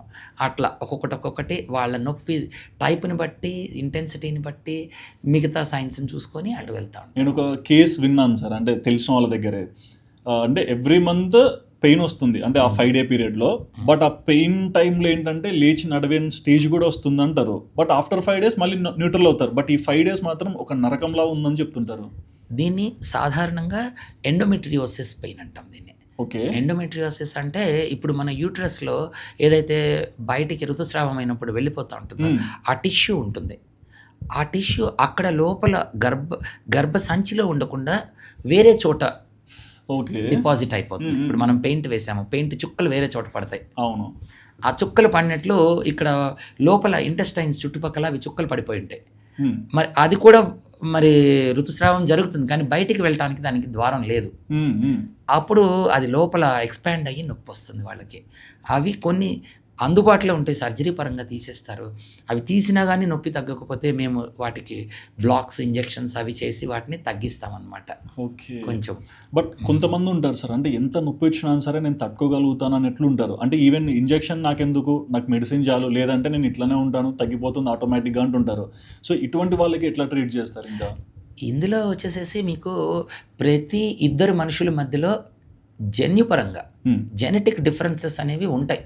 ఓకే. ఒకళ్ళకి నొప్పి చాలా ఎక్కువగా తెలుస్తుంది, ఒకళ్ళకి చాలా తక్కువగా తెలుస్తుంది. అంటే వాళ్ళని చూస్తే అనిపిస్తుంది సార్, అంటే ఫిజికల్ టాలరెన్సా ఇది మెంటల్ టాలరెన్సా అని. రెండూ ఉంటాయి. ఫిజికల్గా అంటే జెనెటిక్గా మన శరీరంలో నొప్పిని తెలుసుకునే కొన్ని రిసెప్టార్స్ తయారవుతాయి. సోడియం ఛానల్స్ అని అంటాము. అందులో కూడా 1.8, 1.7, 1.6 ఇలా రకరకాల నంబర్స్తో ఉంటాయి. ఇటువంటి రిసెప్టార్స్ ఏవైతే ఉన్నాయో ఇవి తయారయ్యి అవి నొప్పిని మనకి తెలిసేలాగా చేస్తాయి. అవి కొంతమందిలో ఎక్కువ తయారవుతాయి, కొంతమందిలో తక్కువ తయారవుతాయి. అవి ఎక్కువ తయారైనాయి అనుకోండి, మీకు చాలా చిన్న ఇంజురీతో కూడా చాలా నొప్పి వస్తుంది. కొంతమందికి అసలు తయారవని వాళ్ళని చూశాను నేను. అస్సలు వాళ్ళకి నొప్పే తెలియదు. ఇంకా ఓకే. కొంతమంది కొన్ని జంతువులు కూడా ఉన్నాయి అలాగా నొప్పి తెలియని జంతువులు ఉన్నాయి. చెప్పండి. సో ఒక టైప్ ఆఫ్ మోల్ ఒకటి ఉంటుంది, దానికి నొప్పి తెలియదు అసలు, లైఫ్ లాంగ్. ఆ తర్వాత కొన్ని రకాల జబ్బులు ఉన్నాయి, వాళ్ళలో నొప్పి తెలియదు వాళ్ళకి. అలాగే అదర్ సైడ్ చాలా విపరీతమైన నొప్పి తెలిసిపోయే కొన్ని జబ్బులు ఉంటాయి. ఈ రిసెప్టార్స్ ఎక్కువ ప్రొడ్యూస్ అయిపోతాయి. అలాంటి వాళ్ళు ప్రపంచంలో ఒక 40-50 మందే ఉన్నారు. అట్లయితే ఈ సోడియం ఛానల్ రిసెప్టార్స్ కొన్ని ఉంటాయి, అవి ఓవర్గా ప్రొడ్యూస్ అయిపోయి విపరీతమైన నొప్పి తెలిసిపోయి వాళ్ళకి. ఎంత నొప్పి అంటే బేబీ పుట్టుకప్పుడు ఆ ప్రెషర్ ఏదైతే ఉంటుందో ఆ నొప్పికి వాళ్ళకి హార్ట్ అటాక్ వచ్చేసి అయ్యో బేబీ బ్లూగా పుట్టిన పరిస్థితి అనమాట. యూకేలో ఉన్నప్పుడు ఒక పేషెంట్ ఉండే, జెనెటిక్ స్టడీస్ అన్నీ చేశారు అక్కడ. చేసిన తర్వాత దీని వల్ల ప్రాబ్లం వచ్చిందని తెలుసుకున్నారు. ఇది తెలుసుకునే లోపే ఇంక మరి అప్పుడు పుట్టినప్పుడు ఆల్మోస్ట్ డయింగ్ స్టేజ్లో పుట్టింది. అప్పుడు సిపిఆర్ చేసి రికవర్ చేసి ఆక్సిజన్ అన్నీ ఇచ్చి సెటిల్ చేసిన తర్వాత అంత చిన్న బేబీకి ఒక పేస్ మేకర్ పెట్టారు. పేస్ మేకర్ ఎక్కువ యూజ్ చేస్తారు. హార్ట్ ఆగిపోతుంటే ఐసీడీ డిఫిబ్రిలేటర్ అని ఉంటుంది. అలాంటి డిఫిబ్రిలేటర్ ఒకటి అమర్చి ఎప్పుడు నొప్పి వచ్చి హార్ట్ ఆగిపోతే అది కిక్కిన్ అయ్యి అది పనిచేసి పేషెంట్ని బ్రతికించేలాగా. ఓకే. ఈ బేబీని పెరగాలి అని అంటే వీటికి ఇంకేమన్నా ప్రాబ్లం వస్తుందండి, అప్పటికప్పుడు షాక్ ఇవ్వటం కోసము బేబీ పుట్టినప్పటి నుంచి 17 సంవత్సరాల వరకు ఎప్పుడూ ఇంట్లో ఒక అంబులెన్స్ పారామెడిక్ వెయిట్ చేస్తా రెడీగా అట్టి పెట్టారు. ఓహో. ఈ పేషెంట్ నేను 15 ఏళ్ళప్పుడు చూశాను. నేను 15 ఏళ్ళు ఒక సర్జరీ కోసం అంటే 15 ఏళ్ళు ఇలాగే పెంచారు. అదే సార్, అంటే చిన్నప్పటి నుంచి గ్రో అవుతుంటారు, సో ఆర్గాన్స్ కూడా గ్రో అవ్వాలి. బట్ ఎలా అప్పుడు ఆ వైర్ మరి పెట్టిన ప్లేస్ నుంచి కదిలి పక్కకు వచ్చేస్తుంది బేబీ పెరుగుతూ ఉంటే. ఆమె 15 ఏళ్ళు వచ్చేప్పటికి ఎప్పుడు ఎక్కడికి వెళ్ళినా కానీ ఆ పాప ఇంకా రెస్టారెంట్కి వెళ్ళినా పార్టీకి వెళ్ళినా పక్కన ఈ పారామెడిక్ ఏదైనా ప్రాబ్లం వస్తే చేయాల్సిన పరిస్థితిలో తీసుకెళ్తారు. అలాంటి పరిస్థితిలో తీసుకొచ్చారు. సో ఇలాంటి హ్యూమన్స్కి లైఫ్ స్పాన్ ఎంత ఉంటుంది? సరిగ్గా మెయింటైన్ చేస్తే మామూలుగా ఉంటుంది. Okay. అంత ఎగ్జాజరేటెడ్ పెయిన్ రెస్పాన్స్ రానివ్వకుండా మేనేజ్ చేయడానికి మిగతా కొన్ని మెడిసిన్స్ అవి వేసి కొంతవరకు కంట్రోల్ చేయొచ్చు వీళ్ళని. దే క్యాన్ వదిలేస్తే త్వరగా చనిపోతారు వీళ్ళు. జాగ్రత్తగా ట్రీట్మెంట్ చేస్తే బ్రతుకుతారు. ఇప్పుడు ఎగ్జాంపుల్ సార్, నాకు ఇక్కడ దెబ్బ తగిలింది అనుకోండి, ఇక్కడ వూండ్ అవుతుంది, తగ్గిపోతుంది, బట్ లోపల నాకు పెయిన్ ఇంకా అట్లనే ఉంటుంది, అదేంటి? సో ఇక్కడ ఏం జరుగుతుంది, మీకు ఒక ఇంజరీ జరిగినప్పుడు మనం ఒక దెబ్బ తాకిందని అనుకుంటాం. అక్కడ ఏం జరుగుతుంది, మీకు చర్మం పాడైంది అంటే స్కిన్ కింద ఫ్యాట్ కింద మసిల్, దాంతోపాటు నర్వ్స్, బ్లడ్ వెసల్స్, రకరకాల డ్యామేజ్లు జరిగినాయి కింద. ఇవన్నీ ఒకేసారి ప్రాపర్గా హీల్ అయిపోయిందని కాదు. కొన్నిసార్లు అక్కడ ఇన్ఫెక్ట్ అవుతుంది. ఇన్ఫెక్ట్ అయిన దానికి సంబంధించిన ఇన్ఫ్లమేటరీ కెమికల్స్ ఉంటాయి, వాతం శాతం ఉంటుంది అక్కడ, దానివల్ల నరాలు డ్యామేజ్ అవుతాయి. అది నరువుని సెన్సిటైజ్ చేస్తుంది. తాకితే మీకు మంట, నొప్పి వస్తూ ఉంటాయి. ఇదే మనము ఏ టైప్ ఆఫ్ పెయిన్ అనేది చూసుకుంటాము, దానికి సంబంధించిన ట్రీట్మెంట్స్ చేస్తాము. ఇది మనం చూసుకున్న తర్వాత ఈ నరం వెనకాలే పైదాకా వెళ్ళిపోతుంది. అంటే అది షార్ట్ సర్క్యూట్ అయినట్టు. నరం షార్ట్ సర్క్యూట్ అయింది అనుకోండి మీకు, అది ఎప్పుడైతే ఎలా అయితే మనం చూస్తాం అన్నీ కాలిపోయినట్లు, అలా నరాలు దెబ్బతింటాయి. సెన్సిటైజేషన్ జరిగి బ్రెయిన్ దాకా వెళ్ళి అక్కడ కూడా రీవైరింగ్ జరిగిపోతుంది లోపలంతా. సో ఇది అన్నీ జరుగుతాయి. వీటిని మనము జాగ్రత్తగా బ్లాక్స్ చేసి, రకరకాల ప్లేసుల్లో నరాలకి బ్లాక్స్ చేసి, అంటే కొన్ని టెస్టులు ఉంటాయి, నర్వ్ కండక్షన్ స్టడీస్ అని, అవి చేసి ఎక్కడ నర్వ్ డ్యామేజ్ అయింది కనుక్కుంటాము. డైరెక్ట్ అదే స్పాట్ ఇంకా ఇక్కడ నుంచి మనకి దెబ్బ తగిలిన చోట ఇంకొంచెం పైన అది చూసుకుంటాం. సో డ్యామేజ్ ఎంత పర్సెంట్ అయింది అవి తెలుస్తాయి, కొంతవరకు తెలుస్తాయి, కొంతవరకు అంతా తెలియదు, కొంతవరకు తెలిస్తే కొంతగా ఊహ బట్టి ఎక్స్పీరియన్స్ని బట్టి చేస్తూ ఉంటాం ఇవన్నీ. బట్ ఈ రోజు అంటే ఇంత టెక్నాలజీ, ఇంత ఎడ్యుకేషన్ ఉంది కాబట్టి వీటన్నిటి గురించి తెలుసుకున్నారు. బట్ ఓల్డెన్ డేస్లో ఎలా ట్రీట్ చేసేవాళ్ళు సార్ పెయిన్ని? చాలా డిఫికల్ట్గా ఉండేది. ఓల్డెన్ డేస్లో పెయిన్ ట్రీట్ చేయడం అనేది, ఇన్ని మెడిసిన్స్ లేవు, ఇంత టెక్నాలజీ లేదు.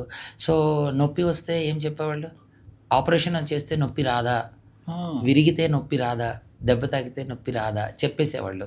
పేషెంట్లు ఇంకా బాధ కొద్దీ భరించలేక హాస్పిటల్లో కేకలు, అరుపులు వేయటం మనం చూస్తూ ఉంటాము. ఎవరైనా నొప్పి తగ్గిస్తారు అని పేషెంట్లు అరుస్తూ ఉంటారు. ఇది మనం చాలా కామన్గా చూసేవాళ్ళం హాస్పిటల్లో. ఇప్పుడు ఆ పరిస్థితి ఉండకూడదు. మేము పేషెంట్కి చాలా క్లియర్గా చెప్తాం, మీకు ఏం జరిగింది, ఎలా అయింది, ఎట్లాంటి నొప్పి ఉంది, ఎంతవరకు మీకు ఇబ్బంది పెడుతుంది, క్లియర్గా చెప్తే దానికి అటువంటి మెడిసిన్స్ ఇచ్చి ఆ నొప్పి తగ్గించగలము. ఆ ధైర్యం ఇస్తే పేషెంట్ అరవటం ఆపేస్తారు హాస్పిటల్లో. ఎగ్జాక్ట్లీ, అదే చాలా మంది పేషెంట్స్లో విల్ పవర్ ఉండాలి. This is the advances of medicine right now. So ఇంతకు ముందులాగా చేయాల్సిన పరిస్థితి ఉండకూడదు.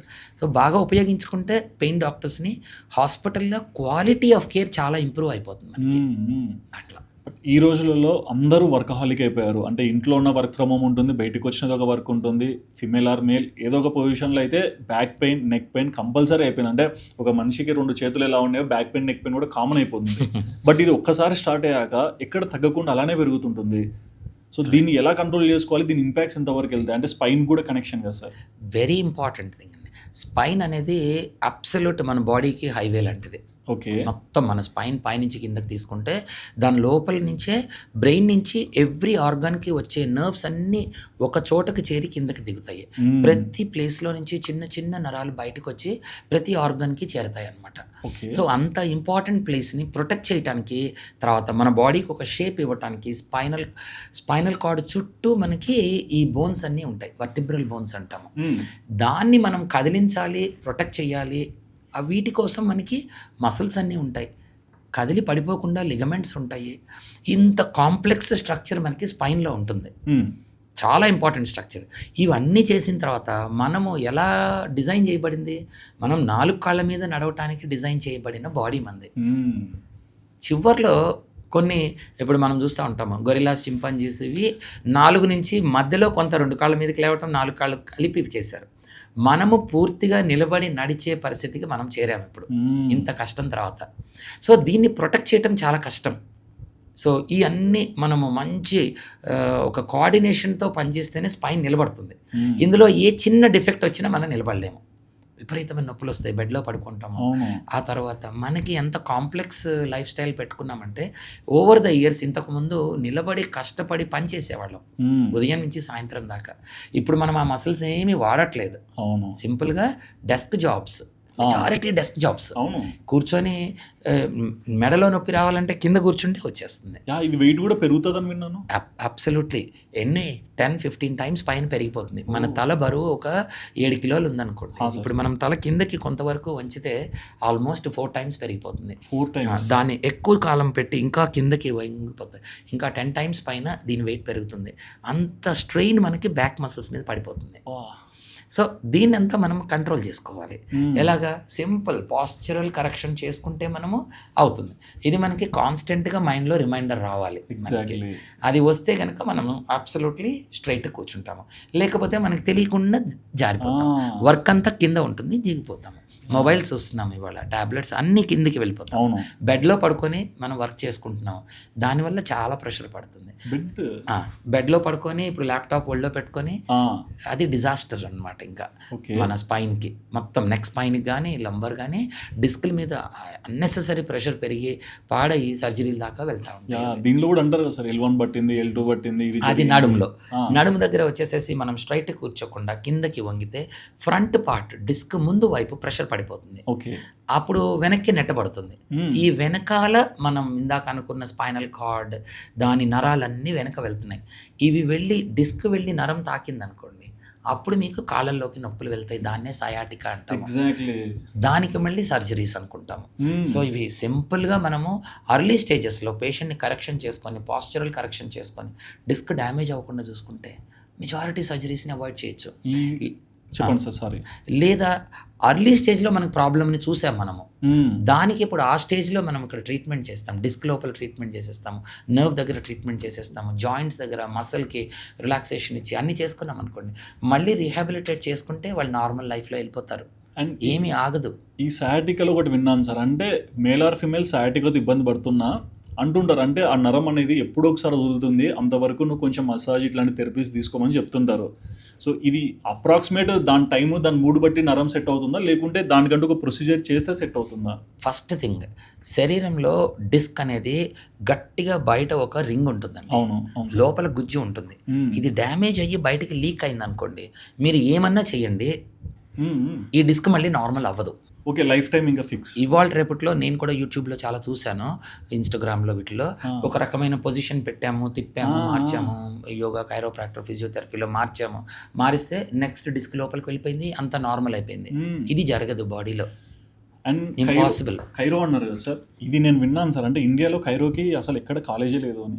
లేదు, అంటే ఇది కైరో ప్రాక్టీస్ అనేది it started from the US అండి. ఎగ్జాక్ట్లీ. ఓకే, యుఎస్లో ఇప్పుడు మనకి ఏదైతే మనం యోగాలో ఇలా చూస్తున్నామో అందులో ఒకటి సబ్లక్సేషన్ ఆఫ్ ద జాయింట్ అనేది ఒక కాన్సెప్ట్.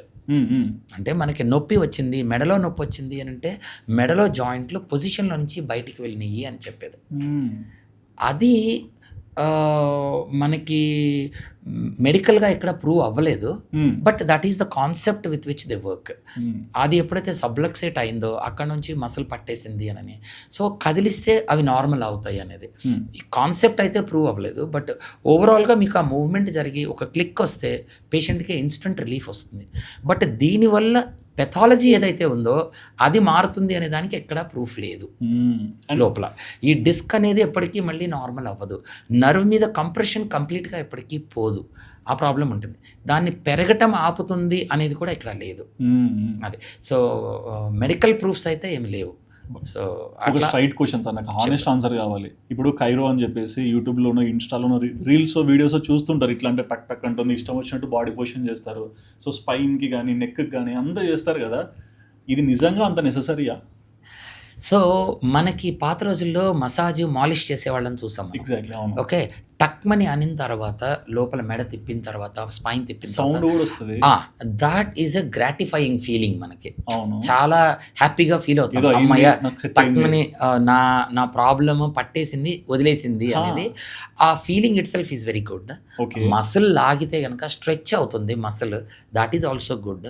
సింపుల్ పెయిన్స్ అంటే మీకు రాత్రి పడుకున్నాము, నిద్ర లేచాము, ఒళ్ళు పట్టేసింది, కొంచెం స్ట్రెచ్ చేసుకున్నాం, మనం స్ట్రెచ్ చేసుకుంటే బాగానే ఉంటుంది. లేదా ఎవరన్నా చేసి పెడితే బాగానే ఉంటుంది, అంతవరకు బిలీవ్ చేయటం ఓకే. బట్ మేజర్ పెథాలజీ స్పైన్లో వచ్చినప్పుడు, అంటే డిస్క్లో నర్వ్ మీద కంప్రెషన్ జరిగిపోతుంది, బోన్ పాడవుతుంది, ఇవి తెలుసుకోకుండా మనం ఇవి చేయటము, లేదా చాలా కైరో ఇవి చూసాము, పేషెంట్లు ప్యారలైజ్ అయిపోతారు అక్కడికక్కడ. అటువంటి అగ్రెసివ్ పుల్లింగ్ చేసినప్పుడు ఏం జరుగుతుంది అనేది వాళ్ళకి తెలియదు, చేసే వాళ్ళకి. జరిగిన తర్వాత హూ ఇస్ రెస్పాన్సిబుల్, మీరు ఎవరి దగ్గరికి వెళ్ళారు, ఎందుకు చేయించుకున్నారు, ఎవరిని అడగగలరు, తర్వాత అడగలేము. సో అవి జాగ్రత్తగా ఉండాలి, చాలా జాగ్రత్తగా ఉండాలి. So you have to be aware of what you are doing. ముందు మెడికల్ ఇవి తీసుకొని తర్వాత చేయించుకోండి. మేజర్ ప్రాబ్లం లేదు, జాగ్రత్తగా చేయించుకోండి, అంతవరకే చెప్పగలుగుతాను. అండ్ బిగినింగ్లో మైగ్రేన్ అన్నారు కదా సార్, సో మైగ్రేన్ అనేది జనరల్ ఇష్యూలా అయిపోయింది. అంటే ఏముందిలే హెడ్ఏక్ కదా, మైగ్రేన్ ఏమో టాబ్లెట్ వేసుకొని ఎట్లా అయిపోతుంది. కొంతమంది ఎక్స్ట్రీమ్కి దాటి వెళ్ళి క్రానిక్ మైగ్రేన్ వచ్చింది, నేను ఇంకా తట్టుకోలేను, నాకు సీరియస్ అయిపోయింది, నేను లైట్ చూడలేను, నాకు హెడ్ఏక్ వచ్చి బ్యాక్ హెడ్ఏక్, కళ్ళ పైన హెడ్ఏక్ ఇట్లా అంటుంటారు. సో క్రానిక్ మైగ్రేన్ ఎఫెక్ట్కి ఈ మైగ్రేన్ జనరల్ దానికి ఉండే ఎఫెక్ట్కి ఎంత డిఫరెన్స్ ఉంటుంది? సో మైగ్రేన్ అనేది వెరీ కామన్ డిసీజ్ అండి. ఓకే, తలనొప్పుల్లో దాదాపు 10-30% of all headaches are due to migraine. Okay okay, different studies ప్రకారం. ఈ తలనొప్పి మామూలుగా మీకు స్ట్రెస్ వల్ల, యాంగ్జైటీ వల్ల, ల్యాక్ ఆఫ్ స్లీప్ వల్ల ప్రతిదీ తలంతా నొప్పి వచ్చి పట్టేసేయటం అనేది చాలా కామన్గా చూస్తూ ఉంటాం మనం. అయితే కొంతమందిలో మనము వేరే రకంగా చూస్తాము. ఏది, ఒక పక్కన వచ్చింది పార్శ్వ నొప్పి అంటూ ఉంటాము, ఒక పక్క నొప్పి ఎక్కువ నాకు లెఫ్ట్ సైడే ఉంది అన్నట్లు, లేదా రైటే ఉంది, తర్వాత కంటి చుట్టూ నొప్పి వస్తుంది, వామిటింగ్స్ వచ్చేస్తున్నాయి, తల పౌండింగ్ హెడేక్, కొట్టేసినట్లు ఉంటుంది లోపల, ఏం చేసినా తగ్గట్లేదు, అలా ఒక తల పట్టుకొని ఉంటారు, చెవిలో రింగింగ్ సౌండ్ వస్తుంది, కళ్ళు కనపట్లేదు సరిగ్గా, ఇటువంటివన్నీ చెప్తారు. ఇది యాక్చువల్గా మైగ్రెయిన్ అంటే. ఓకే, ఇది మరి ప్రీవియస్ది హెడేకా sir? General headaches. Okay, headaches దాదాపు 200-300 రకాల పైన హెడేక్స్ ఉంటాయి. దానిలో ఒక 10%-20% ఆఫ్ దెమ్ ఆర్ మైగ్రెయిన్స్. మరలా ఈ మైగ్రెయిన్స్లో చాలా రకాలు ఉన్నాయి, మళ్ళీ సబ్ సెగ్మెంట్స్ చాలా ఉంటాయి. ఇటువంటి మైగ్రెయిన్స్ ఉంటాయి. కొంతమందిలో వచ్చేసేసి కొన్ని రకాల ఫుడ్స్ తింటే వస్తాయి మైగ్రెయిన్స్. మీరు ఊహించరు, చాక్లెట్స్, బనానాస్, మిల్క్ ప్రొడక్ట్స్, మనం తినే కొన్ని రకాల చీజ్, పనీర్ ఇవి ఉంటాయి కదా, కొంతమందికి వాటితోటి వస్తాయి. కొంతమందికి పీరియడ్స్ వచ్చినప్పుడు, ఆడవాళ్ళలో మెన్స్ట్రువల్ మైగ్రేన్ అంటాము. ఇంకా విచిత్రంగా డయాబెటిక్ పేషెంట్స్లో సివియర్ హెడేక్ చెప్తారు. హంగర్ మైగ్రేన్, ఆకలి వేసినప్పుడు, నాకు ఉండే చిన్నప్పుడు, ఇప్పుడు పోయింది ఎందుకంటే కరెక్ట్ చేసుకున్నాము. అలాగే హైపోగ్లైసీమియా డయాబెటిక్ పేషెంట్స్లో, ఇటువంటివి రకరకాల మైగ్రేన్స్ ఉంటాయి. మనము ఐడెంటిఫై చేసి ఆ టైప్ ఆఫ్ ప్రాబ్లం ఏంటి అనేది తెలుసుకొని దాన్ని అవాయిడ్ చేయటమో, దాన్ని కంట్రోల్ చేసుకుంటే మనకి చాలామందికి మైగ్రేన్ కంట్రోల్ చేయొచ్చు. వాళ్ళకి కొన్ని మెడిసిన్స్, ప్రివెంటివ్ మెడిసిన్స్ ఉంటాయి. వచ్చిన మైగ్రేన్ త్వరగా రాకుండా, వచ్చినా కానీ సీరియస్గా రాకుండా దాని ఇంటెన్సిటీ తగ్గించి, డ్యూరేషన్ తగ్గించి, నంబర్ ఆఫ్ ఎపిసోడ్స్ తగ్గించి చాలా మటుకు కంట్రోల్ చేయొచ్చు మైగ్రేన్లో. అది చేస్తూ ఉంటాం. అవి కూడా తగ్గిన వాళ్ళకి కొంతమందికి కొంత ఇంజెక్షన్స్ అవి చేసుకొని లోపల చుట్టూ, ఇప్పుడు మనం బోటాక్స్ అనేవి కొన్ని అడ్వాన్స్ ఫిల్లర్స్, బోటాక్స్, ఫేషియల్ చేస్తున్నాం సరే అదేంటి షాక్ లాగా ఫీల్ అవుతుంటారు సెలబ్స్, ఎందుకు సార్? ఇది ఈ బొటాక్స్ అనేది ఒరిజినల్గా ఇప్పుడు మీరు చెప్పిన ఈ సెలబ్రిటీస్కి చేసిన ట్రీట్మెంట్, అది ముడతలు కనపడకుండా చేసేది. కానీ వాళ్ళల్లో మైగ్రేన్ తగ్గిపోవడం చూసాము. అవునా? అది తెలుసుకున్న తర్వాతే మనకి హాలీవుడ్లో తెలుసుకున్న తర్వాత సెలబ్రిటీస్కి మైగ్రేన్ పోయింది అని అనిన తర్వాత దాని ట్రీట్మెంట్ కింద వాడటం మొదలుపెట్టాము. ఓకే, అది అంటే టెక్నిక్ మారిపోయింది. ఇప్పుడు ఫస్ట్లో అలా అయింది, బట్ టెక్నిక్ మారిపోయింది. బట్ ట్రీట్మెంట్ స్టార్టెడ్ వాళ్ళ దగ్గర నుంచి స్టార్ట్ చేశాను. అండ్ ఈ మైగ్రేన్ అంటే లైక్ ఎక్కువగా మేల్ ఇంపాక్ట్ అవుతారా, ఫీమేల్ ఎక్కువ ఇంపాక్ట్ అవుతారా? రెండు ఉంటాయి, అట్లే ఇద్దరికి వస్తాయి. బట్ ఎక్కువ కొంత ఫీమేల్స్లో ఎక్కువ చూస్తూ ఉంటాము, వేరియస్ కాజెస్ బట్టి. సో మైగ్రేన్స్కి చాలా అడ్వాన్స్డ్ థెరపీస్ ఉన్నాయి, చాలా మెడిసిన్స్. సివియర్ మైగ్రేన్ వచ్చిన తర్వాత దాన్ని అబార్ట్ చేయడానికి, అంటే మైగ్రేన్ని ఆపటం కోసం మెడిసిన్స్ ఉంటాయి. అంటే consistent long term work sir, రానివ్వకుండా ఉండే మెడిసిన్స్ ఉంటాయి, వచ్చిన తర్వాత ట్రీట్ చేసే మెడిసిన్స్ ఉంటాయి. వీటికి తర్వాత అసలు అప్పటికి కూడా, అంటే కొంతమంది చెప్తారు migraine almost like 20 days 1 month total ఉంటుంది. అన్నీ ఉంటే అసలు వాళ్ళకి లైఫే ఉండదు. ఇంకా ఎప్పుడు చీకట్లో వెళ్ళి పడుకొని లైట్లు ఆర్పేసి అట్లా ఉంటారు, ఇరిటబుల్గా ఉంటారు, కదిలిస్తే తిట్టేసి ఆ పరిస్థితి, ఇంట్లో వాళ్ళకి నరకం చూపిస్తారు. సో అటువంటి వాళ్ళకి ట్రీట్మెంట్ చేస్తే, లేదా అవసరమైతే ట్రీట్మెంట్స్ చేస్తాం, ఇంజెక్షన్స్ లాంటివి, బోటాక్స్ లాంటివి, ఇవన్నీ చేస్తే చాలా మటుకు కంట్రోల్ చేసుకోవచ్చు వీళ్ళని. అది ఉమెన్లో ఒక సెగ్మెంట్ పీపుల్ సార్, అంటే 70 కానీ 60 ఇయర్స్ దాటాక కానీ చాలా మంది ఉమెన్లో మోకాళ్ళలో నొప్పులు కనిపిస్తాయి, అంటే పిక్కల్లో పట్టుకుంటుంది ఇట్లా అంటుంటారు. సో ఇది కామన్గా వచ్చేదా, లేకుంటే వీళ్ళు ముందు చేసిన యాక్టివిటీస్ ఇంపాక్టా? రెండు ఉన్నాయి ఇక్కడ. ఒకటి మన జెనెటిక్ ప్రిడిస్పోజిషన్ అంటాము. మనకి జన్యుపరంగా మన శరీర తత్వాన్ని బట్టి మనకి అరుగుదల అనేది త్వరగా జరిగిపోతాయి. ఇది సాధారణంగా ప్రతి మనిషికి ఒక 30 దాటేపటికి కొంత అరుగుదల స్టార్ట్ అయిపోతుంది. ఓకే, 30 నుంచి. ఇప్పుడు మీరు 30 దాటారు కాబట్టి మీకు స్లోగా స్టార్ట్ అవుతుంది. మన బాడీ రికవరీ అనేది స్లో అయిపోతూ ఉంటుంది, అరుగుదల అనేది పెరుగుతూ ఉంటుంది. ఈ ఎప్పుడైతే మనకి ఫస్ట్ అరుగుదల బాగుంటుంది యంగ్ ఏజ్లో, తర్వాత అసలు రెండు ఈక్వల్ అయిపోతాయి 20స్లో. నిదానంగా 30s వచ్చేటప్పటికి అరుగుదల ఫాస్ట్ ఉంటుంది. మనం ఈ టైంలో మనం అన్నెసెసరీ యాక్టివిటీస్ రికవరీకి టైం ఇవ్వకుండా ఉంటే సో స్లోగా అరిగిపోతాయి జాయింట్స్. ఓకే, సో హీలింగ్ జరగదు, బాడీ హీలింగ్ జరగదు. ఎక్కడైతే మీరు చెప్పే జాయింట్ నీ కానీ స్పైన్ కానీ ఎక్కడైతే జాయింట్స్ అరిగిపోతున్నాయో ఆ అరిగే జాయింట్స్లోకి యాంకిల్స్ కానీ లేదా మసిల్ అయినా సరే వాటికి కావాల్సిన బాడీ రీజనరేటివ్ మెకానిజమ్స్ ఉంటాయి. ఆ మెకానిజమ్స్ని మనం యాక్టివేట్ చేయాలి. సో దీన్ని ఏమంటాము, రీజనరేటివ్ టూల్ కిట్ అంటాం. బాడీలో మనకి అర్లీ ఏజ్లో చాలా ఫాస్ట్గా పనిచేస్తాయి. దెబ్బ తగలగానే మనకి దగ్గరికి అక్కడికి వచ్చేసి రిపేర్ చేసి వాడు యంగ్ ఏజ్లో టీనేజ్లో పిల్లలు ఆడతారు. దెబ్బలు తగిలిన తర్వాత తెల్లారి 3 రోజుల్లో మళ్ళీ రెడీ గేమ్ ఆడడానికి. ఇమ్యూనిటీ రిలేటెడ్ కూడా ఉంటుంది, body type. So old age వస్తూ ఉన్నాం అనుకోండి, 30-40 వచ్చామనుకోండి ఫాస్ట్గా రికవర్ అవ్వవు. 50s వచ్చాయనుకోండి ఇంకా చాలా స్లో అయిపోతాయి. ఒక చిన్న దెబ్బ తగిలితే 1 month దాకా 2 months దాకా మళ్ళీ తగ్గవు. ఇప్పుడు మనం ఏం చేస్తున్నాము, ఈ రీజనరేట్ చేయడానికి కావాల్సిన కెమికల్స్ ఏవైతే బాడీ ప్రొడ్యూస్ చేస్తుందో ఈ కెమికల్స్ ఒక సెట్ ఆఫ్ కెమికల్స్ని ఐడెంటిఫై చేసాము. రీసెర్చ్లో మొత్తం ఐడెంటిఫై చేసి అవి ఎక్కడెక్కడ ఉన్నాయి వాటిని బయటకు తీసుకుంటున్నాము. అవి ఒరిజినల్గా ప్లేట్లెట్స్లో నుంచి PRPs అంటాము, ప్లేట్లెట్ రిచ్ ప్లాస్మా, బ్లడ్లో నుంచి తీస్తాం. ఆ ప్లేట్లెట్స్లో చిన్న చిన్న గుళికలు ఉంటాయి, ఆల్ఫా గ్రాన్యూల్స్ అంటాము. వాటిల్లో గ్రోత్ ఫ్యాక్టర్స్ ఉంటాయి, రకరకాల గ్రోత్ ఫ్యాక్టర్స్. అది బ్లడ్ గ్రోత్ ఫ్యాక్టర్స్, ఏవి endothelial growth factors, blood vessels ఎలా పెరగాలి, అలా రకరకాల ఫైబ్రోబ్లాస్ట్ గ్రోత్ ఫ్యాక్టర్స్ అని, టిష్యూ ఎలా పెరగాలి, అవన్నీ వాటిని ఐడెంటిఫై చేసి ఉన్న ప్లేస్లోకి ఇస్తే కనుక చక్కగా అవి మళ్ళీ పెరుగుతున్నాయి, హీలింగ్ జరుగుతున్నాయి. హీలింగ్ జరగటం వలన నొప్పి తగ్గి మళ్ళీ పేషెంట్కి నార్మల్గా తిరగటం అవుతుంది. సంవత్సరాల పాటు మళ్ళీ ఉంటుంది, మళ్ళీ ఒరిజినల్గా బాడీ ప్రాబ్లమ్స్ ఉన్నాయి, మళ్ళీ కొంతకాలానికి పోతుంది. సో ఇది వెహికల్ని మళ్ళీ సర్వీసింగ్ చేయించి కరెక్ట్ ఆయిల్ వేసి లోపల మెత్తగా ఎలా పెడతాం అలా పెడితే ఈ జాయింట్కి లైఫ్ పెరుగుతూ ఉంటుంది, మెయింటైన్ చేసుకో. అంటే PRP అన్నారు కదా సార్, PRP అనేది అంత ఫెయిర్గా ఉండదు, PRPకి వెళ్ళకండి అని కొన్ని చోట్ల వింటుంటాను. ఎందుకు అలాంటి మాటలు వస్తాయి? సో ఇది ట్రూత్ ఏంటి అని అంటే రీసెర్చ్ పరంగా మల్టిపుల్ స్టడీస్ పనిచేస్తుందని ప్రూవ్ చేస్తుంది. బట్ బయట కంట్రీస్లో దర్ యూజింగ్ ఇట్. ఇండియాలో ఇంట్రెస్ట్ గ్రూప్స్ కొంతమందికి ఇష్టం ఉండదు. ఎగ్జిస్టింగ్ ప్యాటర్న్ ఏదైతే ఉందో, ఇప్పుడు జాయింట్ ఉంది అరిగింది రిప్లేస్మెంట్ చేసాము. లాస్ట్ 30 ఏళ్లలో replacement is a big industry. Major hospitals అన్నీ కూడా దాని మీదే వచ్చాయి. సడన్గా ఒక ట్రీట్మెంట్ వచ్చి దాన్ని ఛాలెంజ్ చేస్తూ ఉంది. ఇమ్మీడియట్గా అది చేసేవాళ్ళు ఏమంటారు, ఇది పని చేయదు, ఇది అవసరం లేదు, అందరిలో పని చేయట్లేదు. అందరిలో ఎప్పుడు పని చేయదు, ఏ ట్రీట్మెంట్ అందరిలో పని చేయదు.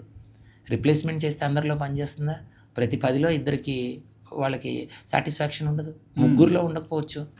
ఓకే, అది 7-8 మందిలోనే పనిచేస్తాయి, మిగతా వాళ్ళు అన్హ్యాపీగానే ఉంటారు. చాలామందికి చెప్తారు చేసుకోవద్దు అని, పేషెంట్లు వద్దంటారు. అందరికీ చేయలేము. మీరు 70-80 ఏళ్ల మనిషికి రిప్లేస్మెంట్ ఎక్కడ చేస్తారు? బోన్స్ మెత్తబడిపోయి ఉంటాయి, మళ్ళీ వాళ్ళు యాక్టివ్ అవ్వదు, రీహాబిలిటేట్ చేయలేరు, జబ్బులు ఉంటాయి, స్ట్రోక్లు వచ్చి ఉంటాయి, హార్ట్ అటాక్లు వచ్చి ఉంటాయి, కిడ్నీలు పని చేయకుండా ఉంటాయి. యంగ్ ఏజ్లో కూడా ప్రాబ్లమ్స్ ఉన్న వాళ్ళు ఉంటారు. మరీ యంగ్లో 40లో చేశారు అనుకోండి మీరు, వీళ్ళకి మీరు ఎట్లా చేస్తారు? ఓకే, మీరు రిప్లేస్మెంట్ చేసిన జాయింట్ ఒక 15 ఏళ్ళు 20 ఏళ్ళు పనిచేస్తాయి, మళ్ళీ పాడైపోతే అవును మళ్ళీ తీసి ఇంకోటి వేయాలి, అప్పటికి 60 వచ్చి ఉంటాయి వాళ్ళకి, కష్టం. ఇంకా మళ్ళీ సెకండ్ టైం చేసినా 10 ఏళ్ళు పని చేసిందంటే మళ్ళీ చివరిలో ఎలాగా? సో ఉన్నదాన్ని ప్రొటెక్ట్ చేసుకోవటం అనేది ఇట్స్ వెరీ ఎసెన్షియల్. ట్రూ కదా. So look for technologies. మనము వెతికి టెక్నాలజీ పరంగా ఎక్కడి నుంచి ఇవి తీసుకురావాలి అని చేసి తీసుకొస్తున్నాము. రీసెర్చ్ ఈ షోయింగ్ ఒకప్పుడు వీటి గురించి ప్లేట్లెట్స్ గురించి మాట్లాడాం, స్లోగా ఇప్పుడు స్టెమ్ సెల్స్ గురించి మాట్లాడుతూ ఉన్నాం. స్టెమ్ సెల్స్ రాబోయేలోపు శరీరంలోనే చాలా చోట్ల మనకి ఫ్యాట్ అది ఉంది, నానో ఫ్యాట్ ఉంది, దాని లోపల రకరకాల అవసరమైన కొన్ని సెల్స్ ఉన్నాయి. అవి తీసుకెళ్ళిస్తే ఎక్కువ కాలము ఇది రీజనరేటివ్ కెపాసిటీ వస్తూ ఉంది అని చెప్తున్నారు. సో దీనికి ట్రై చేస్తున్నాం. అలాగే బోన్ మ్యారోలో నుంచి కొన్ని సెల్స్ తీసుకుంటాం. వీటన్నిటికీ చేయటం వల్ల జాయింట్ లైఫ్ టైం పెరుగుతూ ఉంది, చాలామందికి పెరుగుతూ ఉంటుంది. ఆల్మోస్ట్ లైక్ 70%లో హెల్ప్ అవుతాయి అవి. ఓకే, తగ్గిన 30%లో సూటబిలిటీ ఉంటే సర్జరీ చేయండి. స్పైన్ లాగానే అంతేలేండి, ఎక్కువ మందికి సర్జరీలు తగ్గించేసేసి ఈ ట్రీట్మెంట్లు చేయాలి. ఇది పెయిన్ స్పెషలిస్టులుగా మేము చేస్తాం. నాకు ఇప్పుడు మీరు చెప్తున్నప్పుడు అర్థమైంది, అంటే ఆపరేషన్ ఫెయిల్యూర్స్లో స్పైన్ కానీ లెగ్స్ కానీ ఎందుకు ఇంపాక్ట్ అవుతుంది ఫెయిల్యూర్? ఇప్పుడు ఆటోమేటిక్గా ఏమవుతుంది, 2 స్పెషలైజేషన్స్ మధ్యలో క్లాష్ అనేది రావడం జరుగుతుంది. ఈ క్లాష్ యాక్చువల్గా రాకూడదు, ఇద్దరు కలిసి పనిచేయాలి. ఇప్పుడు ఇద్దరు కలిసి పనిచేస్తే పేషెంట్కి మేలు జరుగుతుంది. అవును, ఇది ఈ టైంలో ఫిజియో చేయండి, ఈ టైంలో మెడిసిన్స్ వాడండి, ఈ టైంలో ఈ రీజనరేటివ్ థెరపీస్ వాడుకోండి, అబ్లేషన్స్ చేయండి, కుదరని టైంలో నేను సర్జరీ చేయాలి. ఇలా ఎవరి రోల్ వాళ్ళు తీసుకుంటే కనుక ఇది మొత్తం బాగా జరుగుతుంది, పేషెంట్కి బెనిఫిట్ జరుగుతుంది. ఇది చేయటానికే ప్రయత్నము. And it will evolve over a period of time. అందరికీ అర్థమవుతుంది, పేషెంట్లకు కూడా అర్థమవుతుంది. అండ్ మీ ప్రొఫైల్ చూస్తున్నప్పుడు కూడా నాకు న్యూరో మాడ్యులేషన్ అని కనిపించింది సార్, అందులో మీరు ఎక్స్పర్ట్ అని కూడా ఉంది. సో ఏంటి సార్ అది, అంటే ఏంటి దాని ఫంక్షన్? న్యూరో మాడ్యులేషన్ అని అంటే ఏంటి, పేరులోనే ఉంది. న్యూరో అంటే నరము, మాడ్యులేట్ చేయటము అంటే దాన్ని యాక్టివిటీని మారుస్తాం. ఓకే, ఎలా పనిచేస్తాయి నరాలు అనే దాన్ని మనం మారుస్తున్నాం. అంటే ఏంటి, ఇప్పుడు మీరు ఒక సిస్టమ్ ఉంది, సిస్టమ్ని మనము బయట నుంచి ఒక పర్సన్ హ్యాక్ చేస్తాడు ఫర్ ఎగ్జాంపుల్. ఈ సిస్టమ్ హ్యాక్ చేసి దీన్ని మనం కంట్రోల్లో తీసుకోవచ్చు. మీ సిస్టమ్ని వేరే వాళ్ళు ఎలా పనిచేస్తుందో కంట్రోల్ చేయొచ్చు. అర్థమవుతుంది. ఎగ్జాక్ట్లీ సేమ్ వేలో మనము మీ నర్వస్ సిస్టమ్ ఎలా పనిచేస్తుంది అనే దాన్ని ఒక చిన్న బగ్ లోపల పెట్టినట్లు ఒక ఎలక్ట్రోడ్ పెట్టి దాన్ని మనం బయట నుంచి కంట్రోల్ చేసి మీ నర్వ్ సిగ్నల్స్ని కంట్రోల్ చేయొచ్చు. ఈ ఎలాన్ మస్క్ చేసేది కూడా ఇదే. సో ఇప్పుడు మీకు చాలా చోట్ల వాడుతూ ఉన్నారు ఇవి. ఫర్ ఎగ్జాంపుల్ ఇప్పుడు పుట్టిన పిల్లలకి కొంతమందికి వినికిడి లేకుండా పుడతారు. అవును, వాళ్ళకి కాక్లియర్ ఇంప్లాంట్ అని అంటాము. ఇదే సిస్టమ్. ఓకే, చెవు వెనకాల ఒక చిన్న వైర్ లోపలికి పెట్టేసేసి ఒక చిన్న ఇంప్లాంట్ పెట్టి బయట నుంచి దాన్ని కంట్రోల్ చేసి వాళ్ళకి అస్సలు పుట్టుకతో వినికిడి లేకపోయినా కానీ వాళ్ళకి వినిపించేలాగా చేయొచ్చు. గ్రేట్. ఓకే, అదే మాదిరిగా పార్కిన్సన్స్, ముసలి వాళ్ళలో చేతులు కదిలిపోతూ ఉంటాయి, నడవలేక ఇబ్బంది పడుతూ ఉంటారు. వాళ్ళ బ్రెయిన్లో ఆ ట్రెమర్స్ వచ్చే నరాలు ఏవైతే ఉన్నాయో వాటిని సప్రెస్ చేయడానికి బ్రెయిన్లో వైర్ పెట్టి మాడ్యులేట్ చేయొచ్చు. మిషన్ అయిపోతున్నారు సార్ మనిషి. బయానిక్. ఓకే, బయానిక్ పీపుల్ ఇప్పుడు ఇది పెట్టేసి మనం కంట్రోల్ చేస్తాం. అలాగే హార్ట్ ఇర్రెగ్యులర్గా కొట్టేసుకుంటా ఉంది, ఇష్టం వచ్చినట్టు కొట్టేసుకుంటా ఉంది. ఇలా కొట్టుకుంటున్నప్పుడు దాన్ని మనము ఒక ఎలక్ట్రోడ్ పెట్టి కరెంట్ తోటి మనం దాన్ని కంట్రోల్ చేయొచ్చు. అయ్యో, ఓకే, అదే పేస్ మేకర్. మన పేస్ మేకర్ 30 ఏళ్ళ నుంచి తెలుసు. ఇదే పరిస్థితిలో స్పైన్ లోపలికి నేను న్యూరో మాడ్యులేషన్ ఫర్ స్పైన్ చేస్తాను. లోపలికి ఒక ఎలక్ట్రోడ్ పెట్టి నొప్పి నరాలు ఏవైతే యాక్టివేట్ అయిపోయి అన్నెసెసరీగా కొట్టుకుంటున్నాయో వాటిని కంట్రోల్ చేస్తాను నేను. ఓకే, మొత్తం ఇట్లా ఇర్రెగ్యులర్గా మనం కొట్టేసుకుంటున్నాయి నరాలు, దానిలో వెళ్ళే సిగ్నల్స్ని వేరే సిగ్నల్స్ తోటి, కరెంట్ సిగ్నల్స్ తోటి ఓవర్ రైడ్ అంతా మిక్స్ అయినప్పుడు వచ్చి డిస్ట్రిబ్యూట్ చేసినట్లు బాడీలో ఉన్న నరాలన్నింటినీ డిస్ట్రిబ్యూట్ చేస్తాం మనం, కంట్రోల్ చేసి అవసరమైన పెయిన్ సిగ్నల్స్ పైకి పంపించి నొప్పి సిగ్నల్స్ని స్టాప్ చేయడానికి ఛాన్స్ ఉంది ఇప్పుడు. ఓకే, మీరు అక్కడ ఐడెంటిఫై కూడా చేస్తారు, నొప్పిస్తుంది ఇది ఇవ్వదు. పేషెంట్ మేల్కొనే ఉంటారు, లోపలికి ఎలక్ట్రోడ్ పెడతాము, పేషెంట్ని అడుగుతాము ఎక్కడ ఏ నరం మీకు స్టిమ్యులేట్ అవుతుంది చూసి దాని ఏరియాకి ఈ సిగ్నల్స్ పంపిస్తాము. అది బాగా పనిచేస్తే కనుక దానికి టెస్టింగ్ చేస్తాం. ఫస్ట్ ఒక 2 వీక్స్ అలాగే టెస్టింగ్ చేసి మంచిగా పనిచేస్తే బయట ఒక ఇంప్లాంట్ పెట్టేస్తాం, పేస్ మేకర్ లాంటిది డివైస్ పెడతాం. దాన్ని కనెక్ట్ చేస్తే అది 24/7 చేతిలో. ఇప్పుడు మనకి మొబైల్లోనే వచ్చేసింది. మొబైల్లో వాళ్ళు ఆపరేట్ చేసుకొని స్విచ్ ఆఫ్ చేసుకోవచ్చు, ఆన్ చేసుకోవచ్చు, కావాలంటే పెంచుకోవచ్చు, ఇవన్నీ చేసుకోవటము. సో చాలా టెక్నాలజీ వచ్చేసింది దానిలో, మెకానిక్ మిషన్ అయిపోయారు సార్. సో ఇది న్యూరో మాడ్యులేషన్. ఇవి కొన్ని బయట నుంచి కూడా కొన్ని చేస్తాం. కొంతమందికి నొప్పులు అవి ఉన్నప్పుడు బయట నుంచి ఈ సిగ్నల్స్ని పంపిస్తాం, కానీ తక్కువసేపు ఇవ్వగలుగుతాం, ఎక్కువసేపు ఇవ్వలేము. అది తక్కువ పెయిన్ ఉంటే దాంతో కూడా చేస్తాము, ఎక్కువ ఉంటే లోపల ఇంప్లాంట్ చేసి పెట్టేస్తాము. అండ్ ఈ మధ్య ఇంకోటి రీజనరేటివ్ మెడిసిన్ అని ఒకటి వింటున్నాం సార్. సో అంటే మన బ్లడ్ తీసుకొని దాని నుంచి అంతా రీక్రియేట్ చేసి మళ్ళీ అక్కడ ప్రాపర్ ఫంక్షనింగ్ ఎలా చేస్తా అన్నారు. సో ఇది కూడా ఇట్లాంటిదేనా? ఇది న్యూరో మాడ్యులేషన్ ఒక బ్రాంచ్. ఇప్పుడు Okay. పెయిన్ అనేది చాలా elaborate top to specialisation bottom. అయిపోయింది. అవును. అందులో రకరకాల పెయిన్లు. ఇప్పుడు ఫర్ ఎగ్జాంపుల్ మీరు అన్నట్లు హెడేక్ ఉంది. హెడేక్ ఒక స్పెషలైజేషన్. పెల్విక్ పెయిన్ ఆడవాళ్ళది ఒక స్పెషలైజేషన్. ఓ స్పైన్ ఉంది, అదొక స్పెషలైజేషన్. వెళ్ళిపోతాయి తర్వాత, Sir. అంత సబ్జెక్ట్ ఉంది అందులో. సో ఇంకా ఏమైపోతాయి, ఇప్పుడు మీకు జాయింట్స్ అరిగిపోయేవి, తెగిపోయేవి, ఇంజురీస్ అయినవి, అది ఒక బ్రాంచ్. అది మీరు చెప్పిన రీజనరేటివ్ మెడిసిన్కి వెళ్ళిపోతుంది. అందులో మీకు plasma therapies, stem cell therapies, తర్వాత ఇప్పుడు మేము చెప్పే బోన్ మ్యారో ఆస్పిరేట్స్, ముందు కూడా ఎక్స్ప్లెయిన్ చేస్తాను. ఈ ఫ్యాట్ వీటిలో నుంచి తీసుకున్న సెల్స్, వీటితోటి ఇంకా కూడా అడ్వాన్సెస్ కొన్ని ఎక్సోజోమ్స్ అనేవి వస్తూ ఉన్నాయి ఇప్పుడు. ఎక్సోజోమ్స్ అనేవి ఏంటి, మన శరీరంలో ప్రతి 2 కణాలు ఉంటాయి, వాటి మధ్యలో వెళ్ళే మెసేజెస్ ఏవైతే ఉంటాయో, ఈమెయిల్స్ లాంటివి, ఆ కెమికల్స్ ఏవైతే ఉన్నాయో వాటిని తీసుకుంటున్నాం ఇప్పుడు. Okay okay. ఆ కెమికల్స్ని తీసుకొని అవి మీకు టాబ్లెట్ రూపంలో కానీ, ఇంజెక్షన్ రూపంలో కానీ, జాయింట్ ఇంజురీ జరిగిన ప్లేస్లో కానీ దాన్ని ఇంజెక్ట్ చేస్తున్నాము. చేసి బాడీని మాడ్యులేట్ చేస్తాము. ఓకే. ఇక్కడ కార్టిలేజ్ పని చేయట్లేదు, కానీ ఇక్కడ పని చేయించమని బ్రెయిన్కి చెప్తాము. ఇండికేషన్ కూడా, ఇండికేషన్, ఆ మెసేజెస్ మనం పంపిస్తున్నాము. దానికి ఎలాంటి మెసేజెస్ పంపించాలి అనేది ఆ జీన్ లోపలికి వెళ్ళి ఆ కరెక్ట్గా దాన్ని మారిస్తే అది మనం చెప్పిన పని చేస్తూ ఉంది. అక్కడ దాకా ఇవి ఎక్సోజోమ్స్ అంటాం వీటిని. ఇవి అన్మ్యాన్డ్ ఏరియల్ వెహికల్స్ ఇప్పుడు ఎలా చూస్తున్నాము, ఇప్పుడు మనము డ్రోన్స్ ఎలా వెళ్తున్నాయో, ఇవి బాడీలో వెళ్ళే డ్రోన్స్ అన్నమాట ఇవి. అండ్ ఈ రీసెంట్గా చైనా వాళ్ళు కూడా ఏదో అంటే నీ రీప్లేస్మెంట్స్కి ఇప్పటి నుంచి ఆపరేషన్ అవసరం లేదు, చిన్న లిక్విడ్ వేస్తే, ఇంజెక్షన్ వేస్తే ఆటోమేటిక్గా హీల్ అవుతుంది అన్నారు. సో ఇప్పుడు ఈ లిక్విడ్స్ కూడా వచ్చేస్తున్నాయి. ఇప్పుడు మీరు చెప్పింది 100% రైట్. ఇప్పుడు ఇందులో చాలా రీసెర్చ్ జరుగుతుంది. జాయింట్ రిప్లేస్మెంట్ని ఎంతవరకు అవాయిడ్ చేయాలో అంత జరుగుతూ ఉంది. Technology is changing. మనము దీన్ని రీచ్ అవుట్ అవ్వాలి, మనం కూడా దాన్ని క్యాచ్అప్ చేయాలి ఈ టెక్నాలజీకి. So we are catching up. I mean ఇప్పుడు నేను చెప్పిన ఎక్సోజోమ్స్ అనేవి ఇప్పుడు అవైలబుల్, స్టెమ్ సెల్స్ ఇప్పుడు అవైలబుల్, అన్నీ వచ్చేసినాయి. ఇంకా గవర్నమెంట్ రెగ్యులేషన్స్ అవి కొంత ఉన్నాయి, అవి కూడా అయిపోతే కనుక చాలా మటుకు చేసేస్తా ఉన్నాం. ఇండియాలో కూడా చేస్తున్నాం, ఇప్పుడు మన క్లినిక్లో కూడా చేసేస్తాం ఇప్పుడు ఇవన్నీ కూడా. ఈ పెయిన్ మేనేజ్మెంట్ మీద చూస్తున్నప్పుడు సబ్జెక్ట్లో రేడియో వేవ్స్ అని విన్నాను sir, radio efficiency something. So ఏంటి సార్ అది? ఇది మీరు అనేది రేడియో ఫ్రీక్వెన్సీ. Exactly, frequency. ఇప్పుడు మన మొబైల్ ఫోన్స్ వాడేవి రేడియో ఫ్రీక్వెన్సీ మీదే వాడుతున్నాం. బట్ సెల్ టవర్ లో నుంచి రేడియో వేవ్స్ వస్తున్నాయి. అవును సార్ కదా. సో అందులో కొంత ఎనర్జీ ఉండబట్టి బర్డ్స్ కి ఎఫెక్ట్ అయింది, ఇలా చెప్తా ఉన్నాం మనం కదా. ఇది మనం విన్నాం ఆల్రెడీ. సో ఆ రేడియో వేవ్స్ లో ఏదైతే ఎనర్జీ ఉందో దాన్ని సరిగ్గా ఛానలైజ్ చేసి చాలా తక్కువ డోస్లో ప్రాబ్లం ఉన్న నర్వ్ దగ్గరికి మనం ఇవ్వగలిగితే again you can control pain. మళ్ళీ నర్వ్ ఫంక్షన్ని మార్చచ్చు మనం. ఓకే. దాన్ని చేయటం అనేది రేడియో ఫ్రీక్వెన్సీ అంటాము.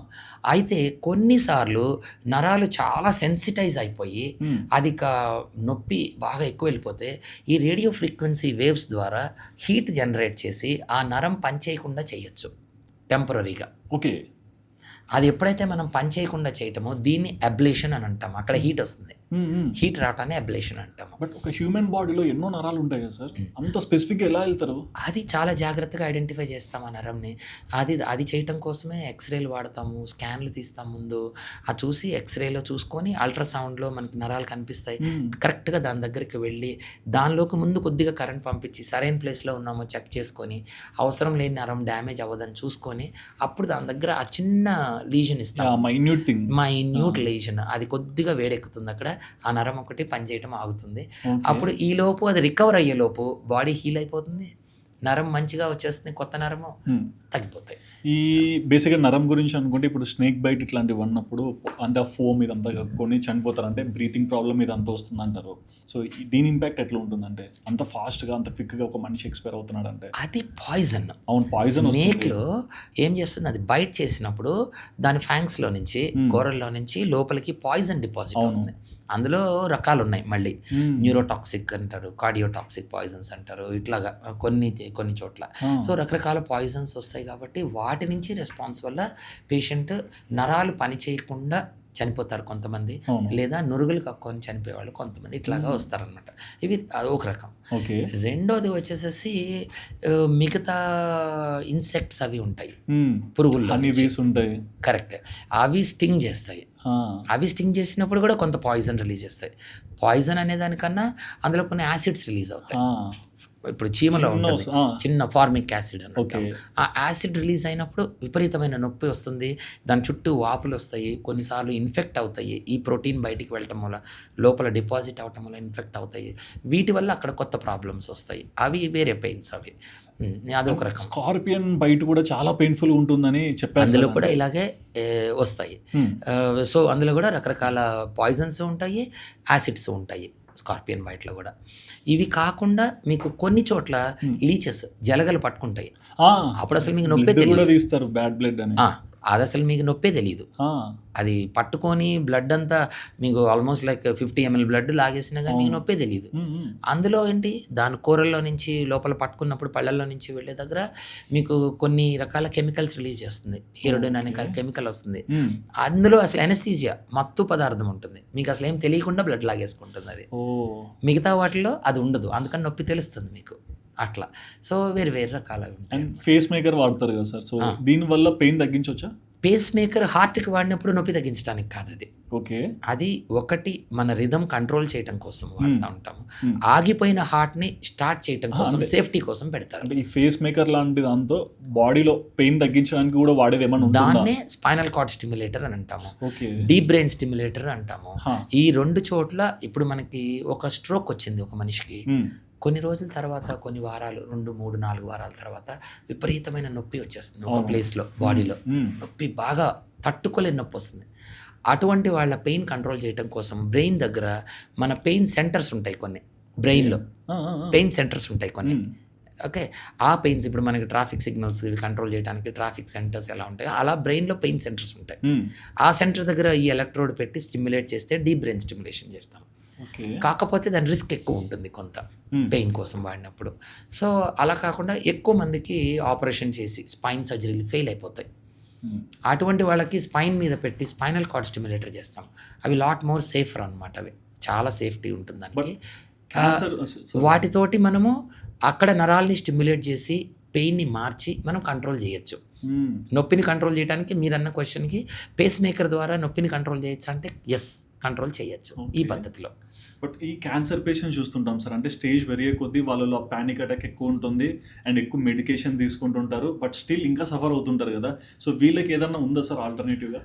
అసలు క్యాన్సర్ పెయిన్ అనేది ఆల్మోస్ట్ 95-99% వరకు పేషెంట్కి లేకుండా చేయొచ్చండి. 95%? సో పెయిన్ అనేది క్యాన్సర్లో పార్ట్. ఆల్మోస్ట్ లైక్ సగం మంది పేషెంట్స్ దానివల్లే భయపడుతుంటారు, బాధపడుతూ ఉంటారు, రెండు జరుగుతూ ఉంటాయి. ఇది ముందుగా ఐడెంటిఫై చేసుకోవాలి. మనకి క్యాన్సర్ వల్ల కానీ, అంటే క్యాన్సర్ కణితి ఏదైతే పెరుగుతుందో ఈ గడ్డ పెరుగుతూ ఉన్నప్పుడు నొప్పి వచ్చేస్తుంది. ఈ గడ్డ వెళ్ళి నరాన్నో లేకపోతే బోన్నో డిస్ట్రాయ్ చేస్తుంది, చుట్టుపక్కల పాడు చేస్తుంది, దానివల్ల నొప్పులు వచ్చేస్తాయి. లేదా ఈ క్యాన్సర్ గడ్డలు వేరే చోటకి వెళ్ళిపోతాయి, మన బోన్ లోపలకో లేకపోతే నరం మీదకో వెళ్ళిపోయి అక్కడ నొప్పి, ఇక్కడ గడ్డ ఉంది మనకి లంగ్లో, కానీ ఎక్కడో కాల్లో నొప్పి వస్తుంది పేషెంట్కి. ఎందుకు? అక్కడ సెకండరీ వచ్చింది, స్ప్రెడ్ అవుతుంది కదా, అక్కడ నొప్పి వస్తుంది. ఎందుకు వచ్చింది అంటే అక్కడ బోనో నర్వో ఏదో డ్యామేజ్ అయింది. సో వాటికి అక్కడ లోకల్గా ట్రీట్మెంట్ చేసి, ఇదేమో క్యాన్సర్ గడ్డ తగ్గడానికి దీని ట్రీట్మెంట్ జరుగుతూ ఉంటుంది, బట్ ఆ నొప్పికి ట్రీట్మెంట్ చేస్తూ ఉంటాం సపరేట్గా. సరే, పోనీ క్యాన్సర్ స్ప్రెడ్ తీసేస్తే ఇంకొక ప్రాబ్లం ఏంటి, క్యాన్సర్కి కీమోథెరపీ ఇచ్చాము. ఓకే, అది విపరీతమైన నొప్పులు మంటలు వచ్చేస్తాయి. నోరంతా పూసిపోయి, నోరు కానీ ఇంటెస్టైన్ కానీ మోషన్స్ అయిపోయి ఇది మొత్తం నొప్పి వచ్చేస్తుంది వాళ్ళకి. ఓకే, ఇది కాకుండా రేడియోథెరపీ చేస్తారు. రేడియేషన్ ఎప్పుడైతే ఇచ్చారో ఆ చుట్టుపక్కల ఉన్న టిష్యూ అంతా చచ్చిపోతుంది, గడ్డగట్టేస్తుంది, అందులో నరాలు ఇరుక్కుపోతాయి లోపల, దానివల్ల నొప్పులు వస్తాయి. ఆపరేషన్ చేసి గడ్డలు తీసేసాం మనం, తీసినప్పుడు ఏమవుతాయి, మీకు ఆ చుట్టుపక్కల నరాలు డ్యామేజ్ అవుతాయి, వాటి వల్ల కొత్త నొప్పులు వస్తాయి. ఇలా క్యాన్సర్లో మనం చేసే ప్రతి ట్రీట్మెంట్కి నొప్పులు వచ్చేస్తాయి. అండ్ ఒకటి ఆర్టికల్లో చూశాను సార్, అంటే క్యాన్సర్ ట్రీట్ చేయడంలో కెనాబిస్ కూడా హెల్ప్ అవుతుందని, నిజమేనా? ఇది చాలా జాగ్రత్తగా చూడాలి. ఫస్ట్ ఆఫ్ ఆల్ క్యాన్సర్‌కి ఇప్పుడు ఇటువంటి నొప్పులన్నీ వచ్చినప్పుడు చాలా జాగ్రత్తగా స్టెప్ బై స్టెప్ వెళ్ళాలి. ముందు సింపుల్ పెయిన్ కిల్లర్స్ తోటి స్టార్ట్ చేస్తాము. అవి తగ్గిపోతే పర్వాలేదు. ఆ తర్వాత ఇది ఎక్కడి నుంచి వస్తోంది ఇవన్నీ చూసుకొని అవసరమైతే వీళ్ళకి మార్ఫిన్ లాంటి మందులు, నార్కోటిక్స్ అని అంటాం కదా, ఓపియాయిడ్స్ అని అంటాం మేము.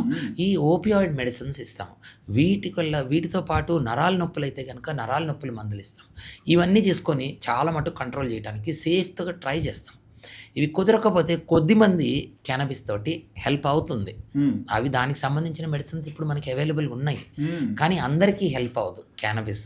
చాలా జాగ్రత్తగా చూసుకొని చిన్న ట్రయల్ ఇచ్చి కొంచెం పెంచుకొని చేయాలి. లేకపోతే క్యానబిస్కి సైడ్ ఎఫెక్ట్స్ చాలా ఉంటాయి. మళ్ళీ నార్కోటిక్స్కి ఉంటాయి, దీనికి కూడా ఉంటాయి. కానీ ఏ పేషెంట్కి ఎంతవరకు పనిచేస్తుందో చూసుకొని దాని ప్రకారం చేయాలి. ఇవి కుదరలేదనుకోండి, ఇది ఎక్స్పర్ట్ ద్వారా చేసుకొని అవసరమైతే నర్వ్ బ్లాక్స్ ఇటువంటి వాటికి వెళ్తాం అనమాట. ఈ నర్వ్ బ్లాక్స్ మనము సింపుల్ బ్లాక్ చేయొచ్చు. ఈ క్యాన్సర్ వాళ్ళకి లాంగ్ టర్మ్ బ్లాక్ చేసేస్తాం. అంటే ఈ నొప్పి తీసుకువెళ్ళే నరం ఉందనుకోండి, దాని మీద కొన్ని కెమికల్స్ వేసి వాటిని పనిచేయకుండా చేయటము, మళ్ళీ లేకపోతే ఆ నరంని కాల్ చేయటము, రేడియో ఫ్రీక్వెన్సీ అబ్లేషన్స్ చేస్తాము. ఇవి కూడా కుదరకపోతే మన స్పైన్లో ఈ మనము ఏదైతే హైవే అని అనుకుంటామో నరాలన్నీ వెళ్ళే ప్లేస్కి మొత్తాన్ని పెయిన్ని తగ్గించే మందులు దాని లోపలికి పెట్టేస్తాము. ఓకే, ఇన్ఫ్యూషన్స్ ఇచ్చేస్తాం అనమాట. బయట ఒక చిన్న బ్యాగ్ పెట్టేసి లేదా ఒక చిన్న ఇంప్లాంట్ లోపల పెట్టేసేసి మందు పెట్టి కంటిన్యూస్గా ఇన్ఫ్యూషన్ చేస్తూ పోతాము. ఒక డాన్స్ మాస్టర్ని చూశాను సార్. సో యాక్సిడెంట్ అయింది, షూట్లో కింద పడ్డారు, స్పైన్కి కొంచెం డ్యామేజ్ అయింది. పెయిన్ మేనేజ్మెంట్కి ఏం చేస్తున్నారు సార్ అంటే స్టిరాయిడ్స్ తీసుకుంటున్నా అని చెప్పారు. సో డాక్టర్ సజెషన్తోనే తీసుకుంటున్నారు. బట్ స్టిరాయిడ్స్ ఎందుకు పడతారు ఎక్కువగా? ఇక్కడ చాలా ఇంపార్టెంట్ క్వశ్చన్ అండి ఇది మీది. ఇక్కడ మీకు స్టీరాయిడ్స్ అనేవి ఒక పని చేస్తాయి, బాడీలో ఇన్ఫ్లమేషన్ని తగ్గిస్తాయి, వాపుని తగ్గిస్తాయి. ఓకే, అది దాని పని. అది వాపు తగ్గితే ఏదన్నా గాయమైనప్పుడు ఉండే ఇన్ఫ్లమేషన్ పోయినప్పుడు మీకు పెయిన్ తగ్గుతూ ఉంటుంది, అది చూస్తాం. అయితే మీకు ఎక్కడ ఒక స్పైన్లో ఒక నరం దగ్గర ఒక డిస్క్ దగ్గర ఎక్కడ ఒక చోట మీకు వాపు వచ్చినప్పుడు బాడీ అంతా స్టిరాయిడ్ తీసుకోవాల్సిన అవసరం లేదు. ఓకే, అదొక ప్లేస్. ఎందుకు? స్టిరాయిడ్కి గుడ్ ఎఫెక్ట్స్తో పాటు బ్యాడ్ ఎఫెక్ట్స్ కూడా ఉంటాయి.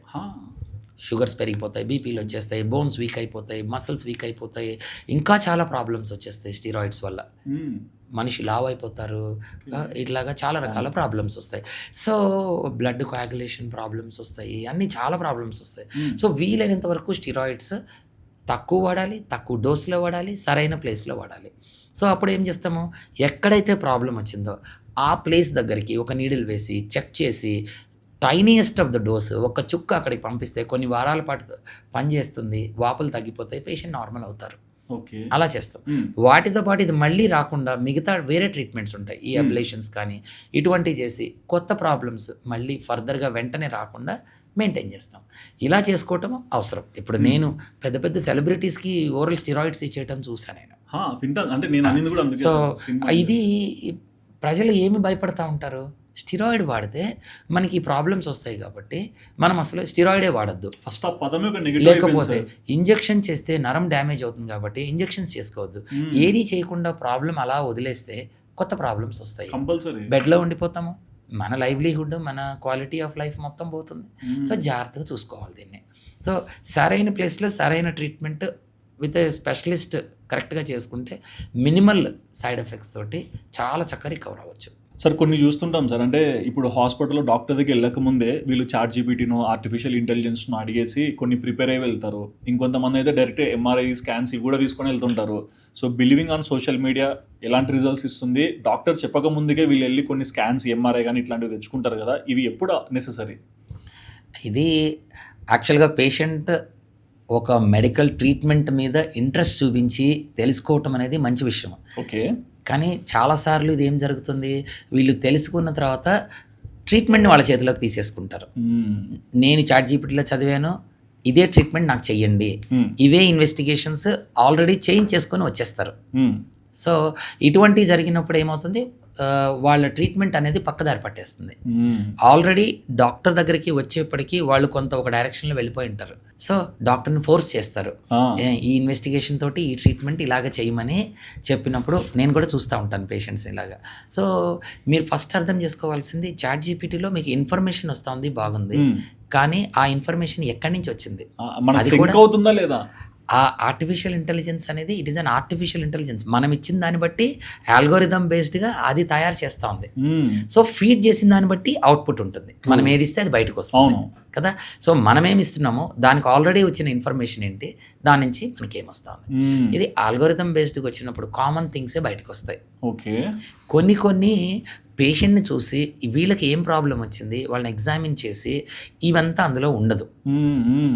సో మీరు చెప్పిన కొన్ని సిమ్టమ్స్ని బట్టి ఇవ్వటం వేరు, ఎగ్జామిన్ చేసి ఇన్వెస్టిగేషన్ ఇవన్నీ కొరిలేట్ చేసి చేసే ట్రీట్మెంట్ అందులో రాదు.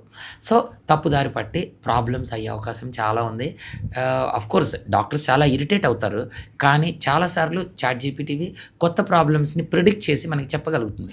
ఓకే, సో ఇప్పుడు ఎలా ఉండాలి, డాక్టర్స్ చాలా ఓపెన్గా దీన్ని టెక్నాలజీని ఎంబ్రేస్ చేసుకొని వీళ్ళు వాడుకొని, ఇప్పుడు నేను నాకు ఒక పేషెంట్ వస్తే తర్వాత మేము పేషెంట్ తోటి మాట్లాడేప్పుడు చాట్ జీపీటీని వాడుకొని లేకపోతే ఆర్టిఫిషియల్ ఇంటెలిజెన్స్ని వాడుకొని ఏమేమి పాసిబిలిటీస్ ఉన్నాయో తెలుసుకొని దాన్ని ఎగ్జామినేషన్ పట్టి రూల్ అవుట్ చేసి కరెక్ట్ డయాగ్నోసిస్కి మేము అరైవ్ అయితే పేషెంట్కి చాలా అడ్వాంటేజ్ అవుతుంది. అండ్ ఎంఆర్ఐ స్కాన్ సార్ అంటే ముందే తీసుకొచ్చుకుంటారు కదా, ఇది కూడా ఒకటి ప్రాబ్లమ్. యాక్చువల్గా చెప్పాలి అని అంటే పేషెంట్స్ బ్యాక్ పెయిన్ వచ్చింది అనగానే ఇంటి దగ్గర ఎవరో చెప్తారు, ఎలాగో ఎంఆర్ఐ తీస్తారు, మీరు తీసుకొని వెళ్ళిపోండి.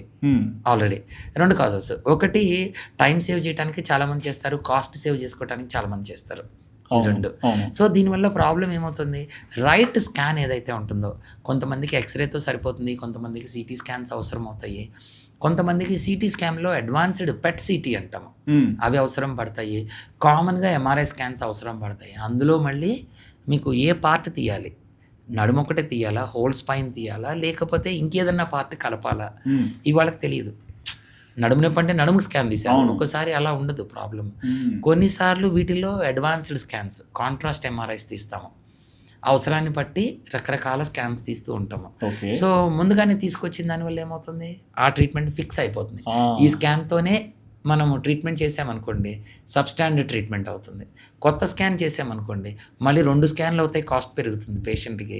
వాళ్ళప్పుడు ఆల్రెడీ ముందు చేసుకొని వచ్చిన వాళ్ళకి అన్హ్యాపీగా ఉంటారు, అరే నా చేత మళ్ళీ 2వ స్కాన్ ఎందుకు తీస్తున్నారు, ఒకదాంతో అయిపోతుంది కదా. సో 2 ప్రాబ్లమ్స్ రిజల్ట్స్ మంచిగా రావు అనమాట. సో ఇప్పుడు బేసిక్గా ఒక పర్సన్కి ఏదైనా దెబ్బ తగిలింది అనుకోండి సార్, ఫస్ట్ ఇన్స్టింక్ట్ ఏం చేయాలి అంటే లైక్ దాన్ని ఒక చోటనే కూర్చోవాలా లేకుంటే మూమెంట్స్ ఇవ్వచ్చా? ఇది చాలా ఇంపార్టెంట్ క్వశ్చన్. ఇప్పుడు మీరు మొబిలైజ్ చెయ్యాలా లేదా, బ్యాక్ పెయిన్ వస్తే లేదా నీ పెయిన్ వస్తే మొబిలైజ్ చెయ్యాలా లేదా రెస్ట్ ఇచ్చి కూర్చోవాలా?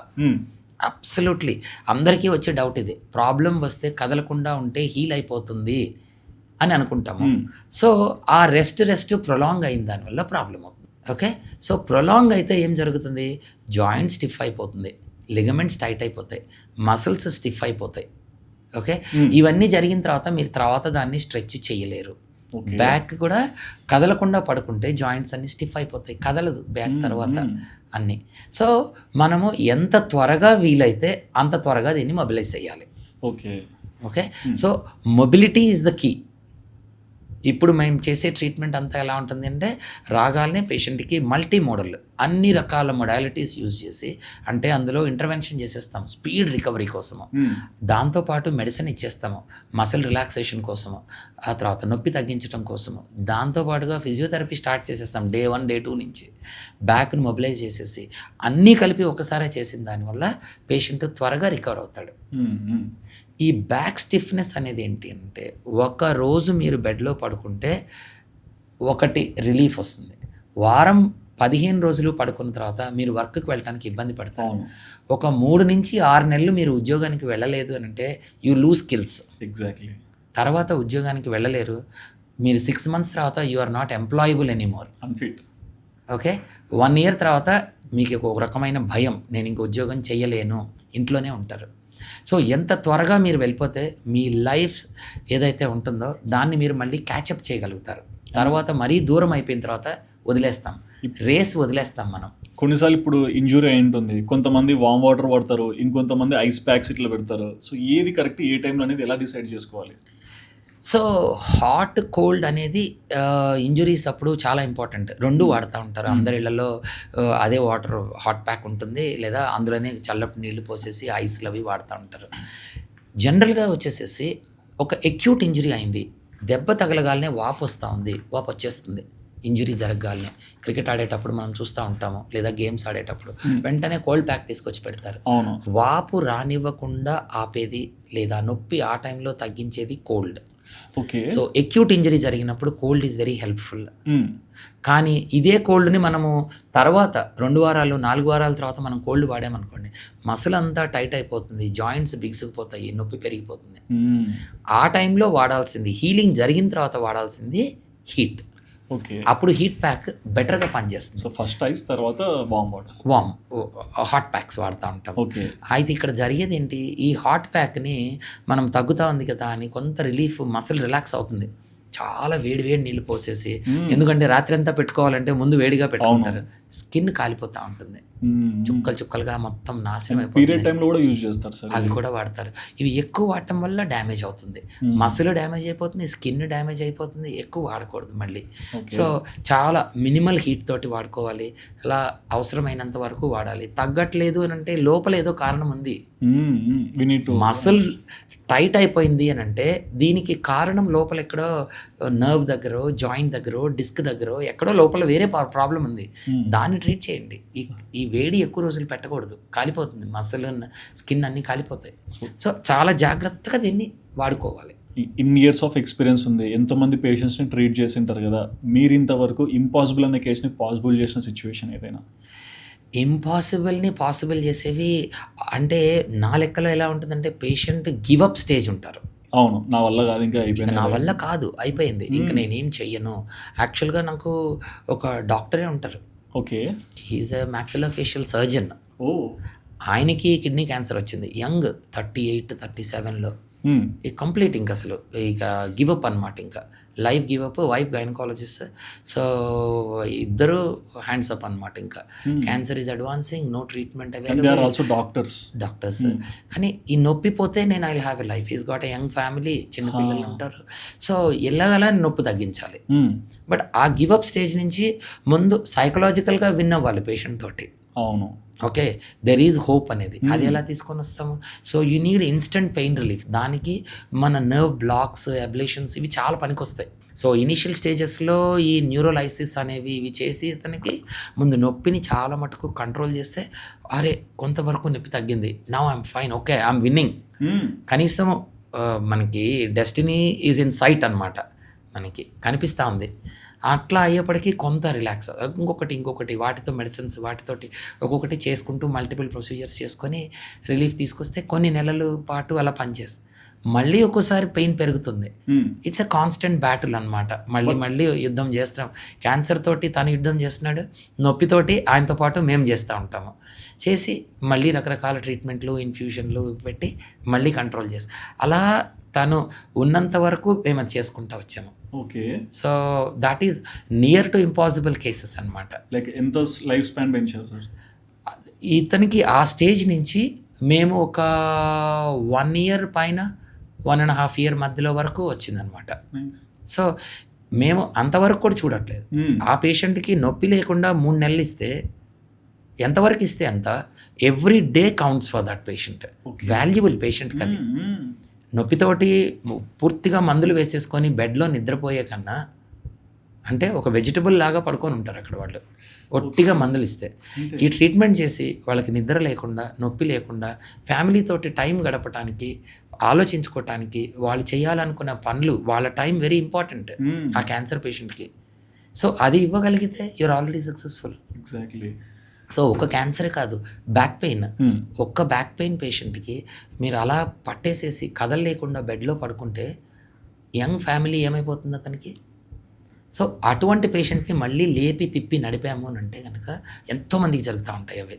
So they are not impossible cases. ఇప్పుడు మాకు అవి రొటీన్ కేసెస్.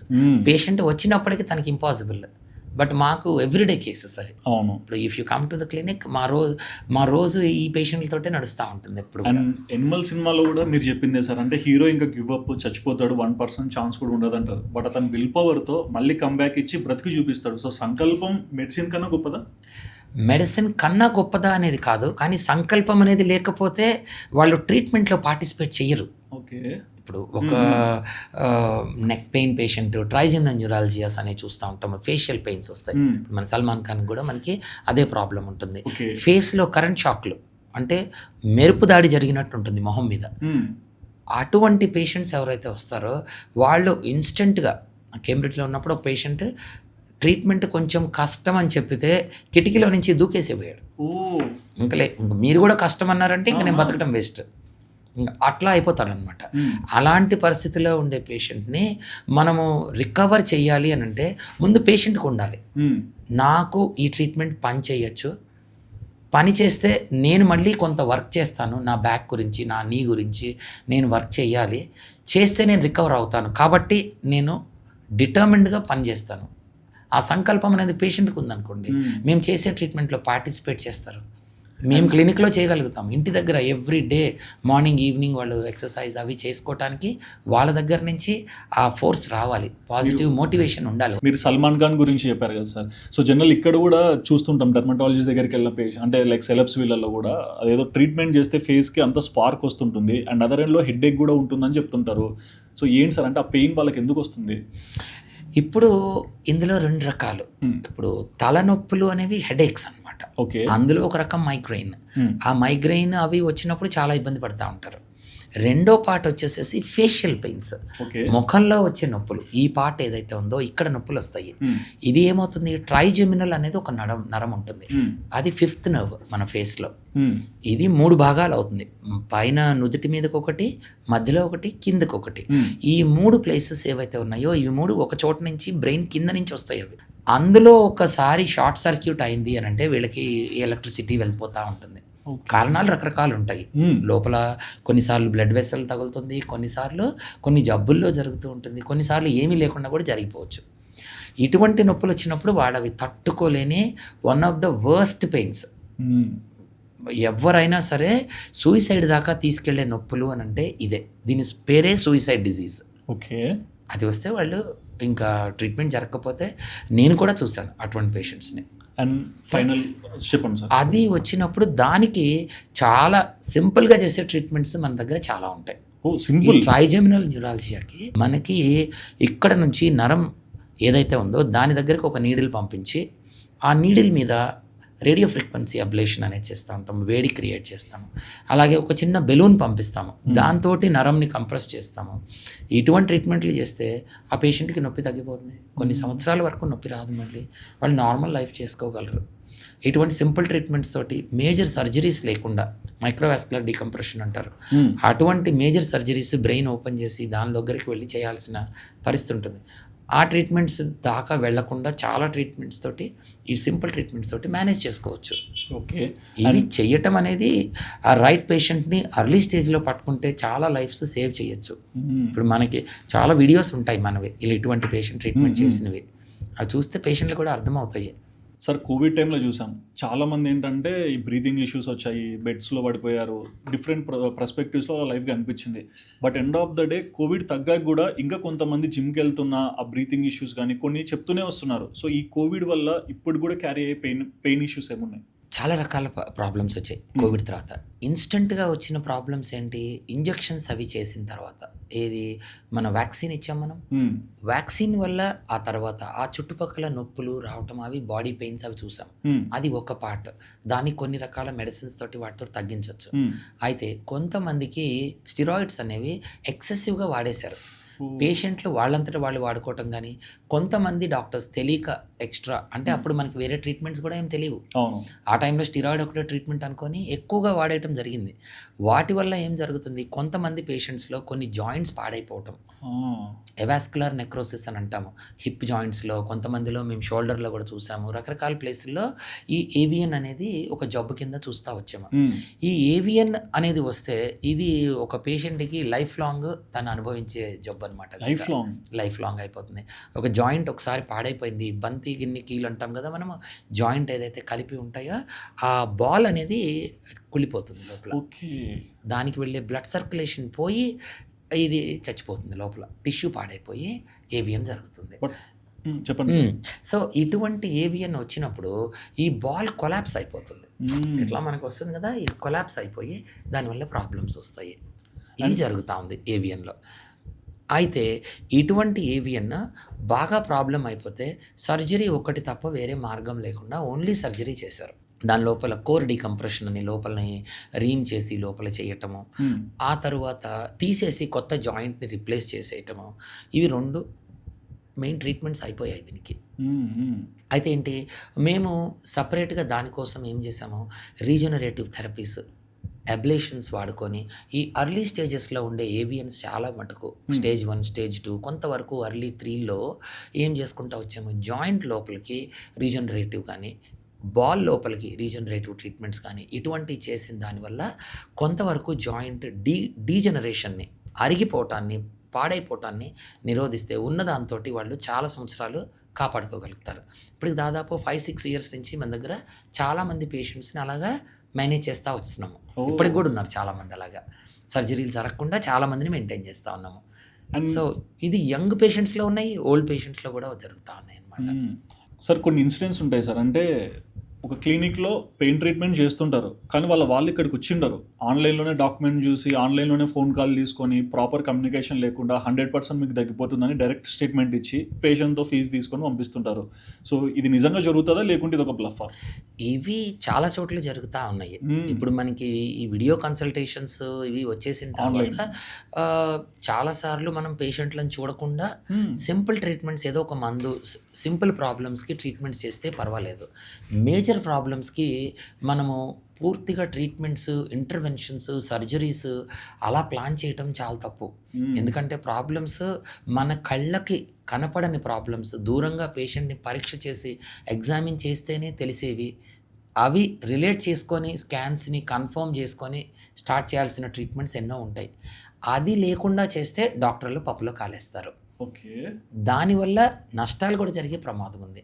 ఎప్పుడు కూడా మనము పేషెంట్ని డైరెక్ట్గా చూడకుండా మనము పెద్ద పెద్ద సర్జరీస్, ఇంటర్వెన్షన్స్, ప్రొసీజర్స్ ప్లాన్ చేసుకోవటం అనేది కరెక్ట్ కాదు.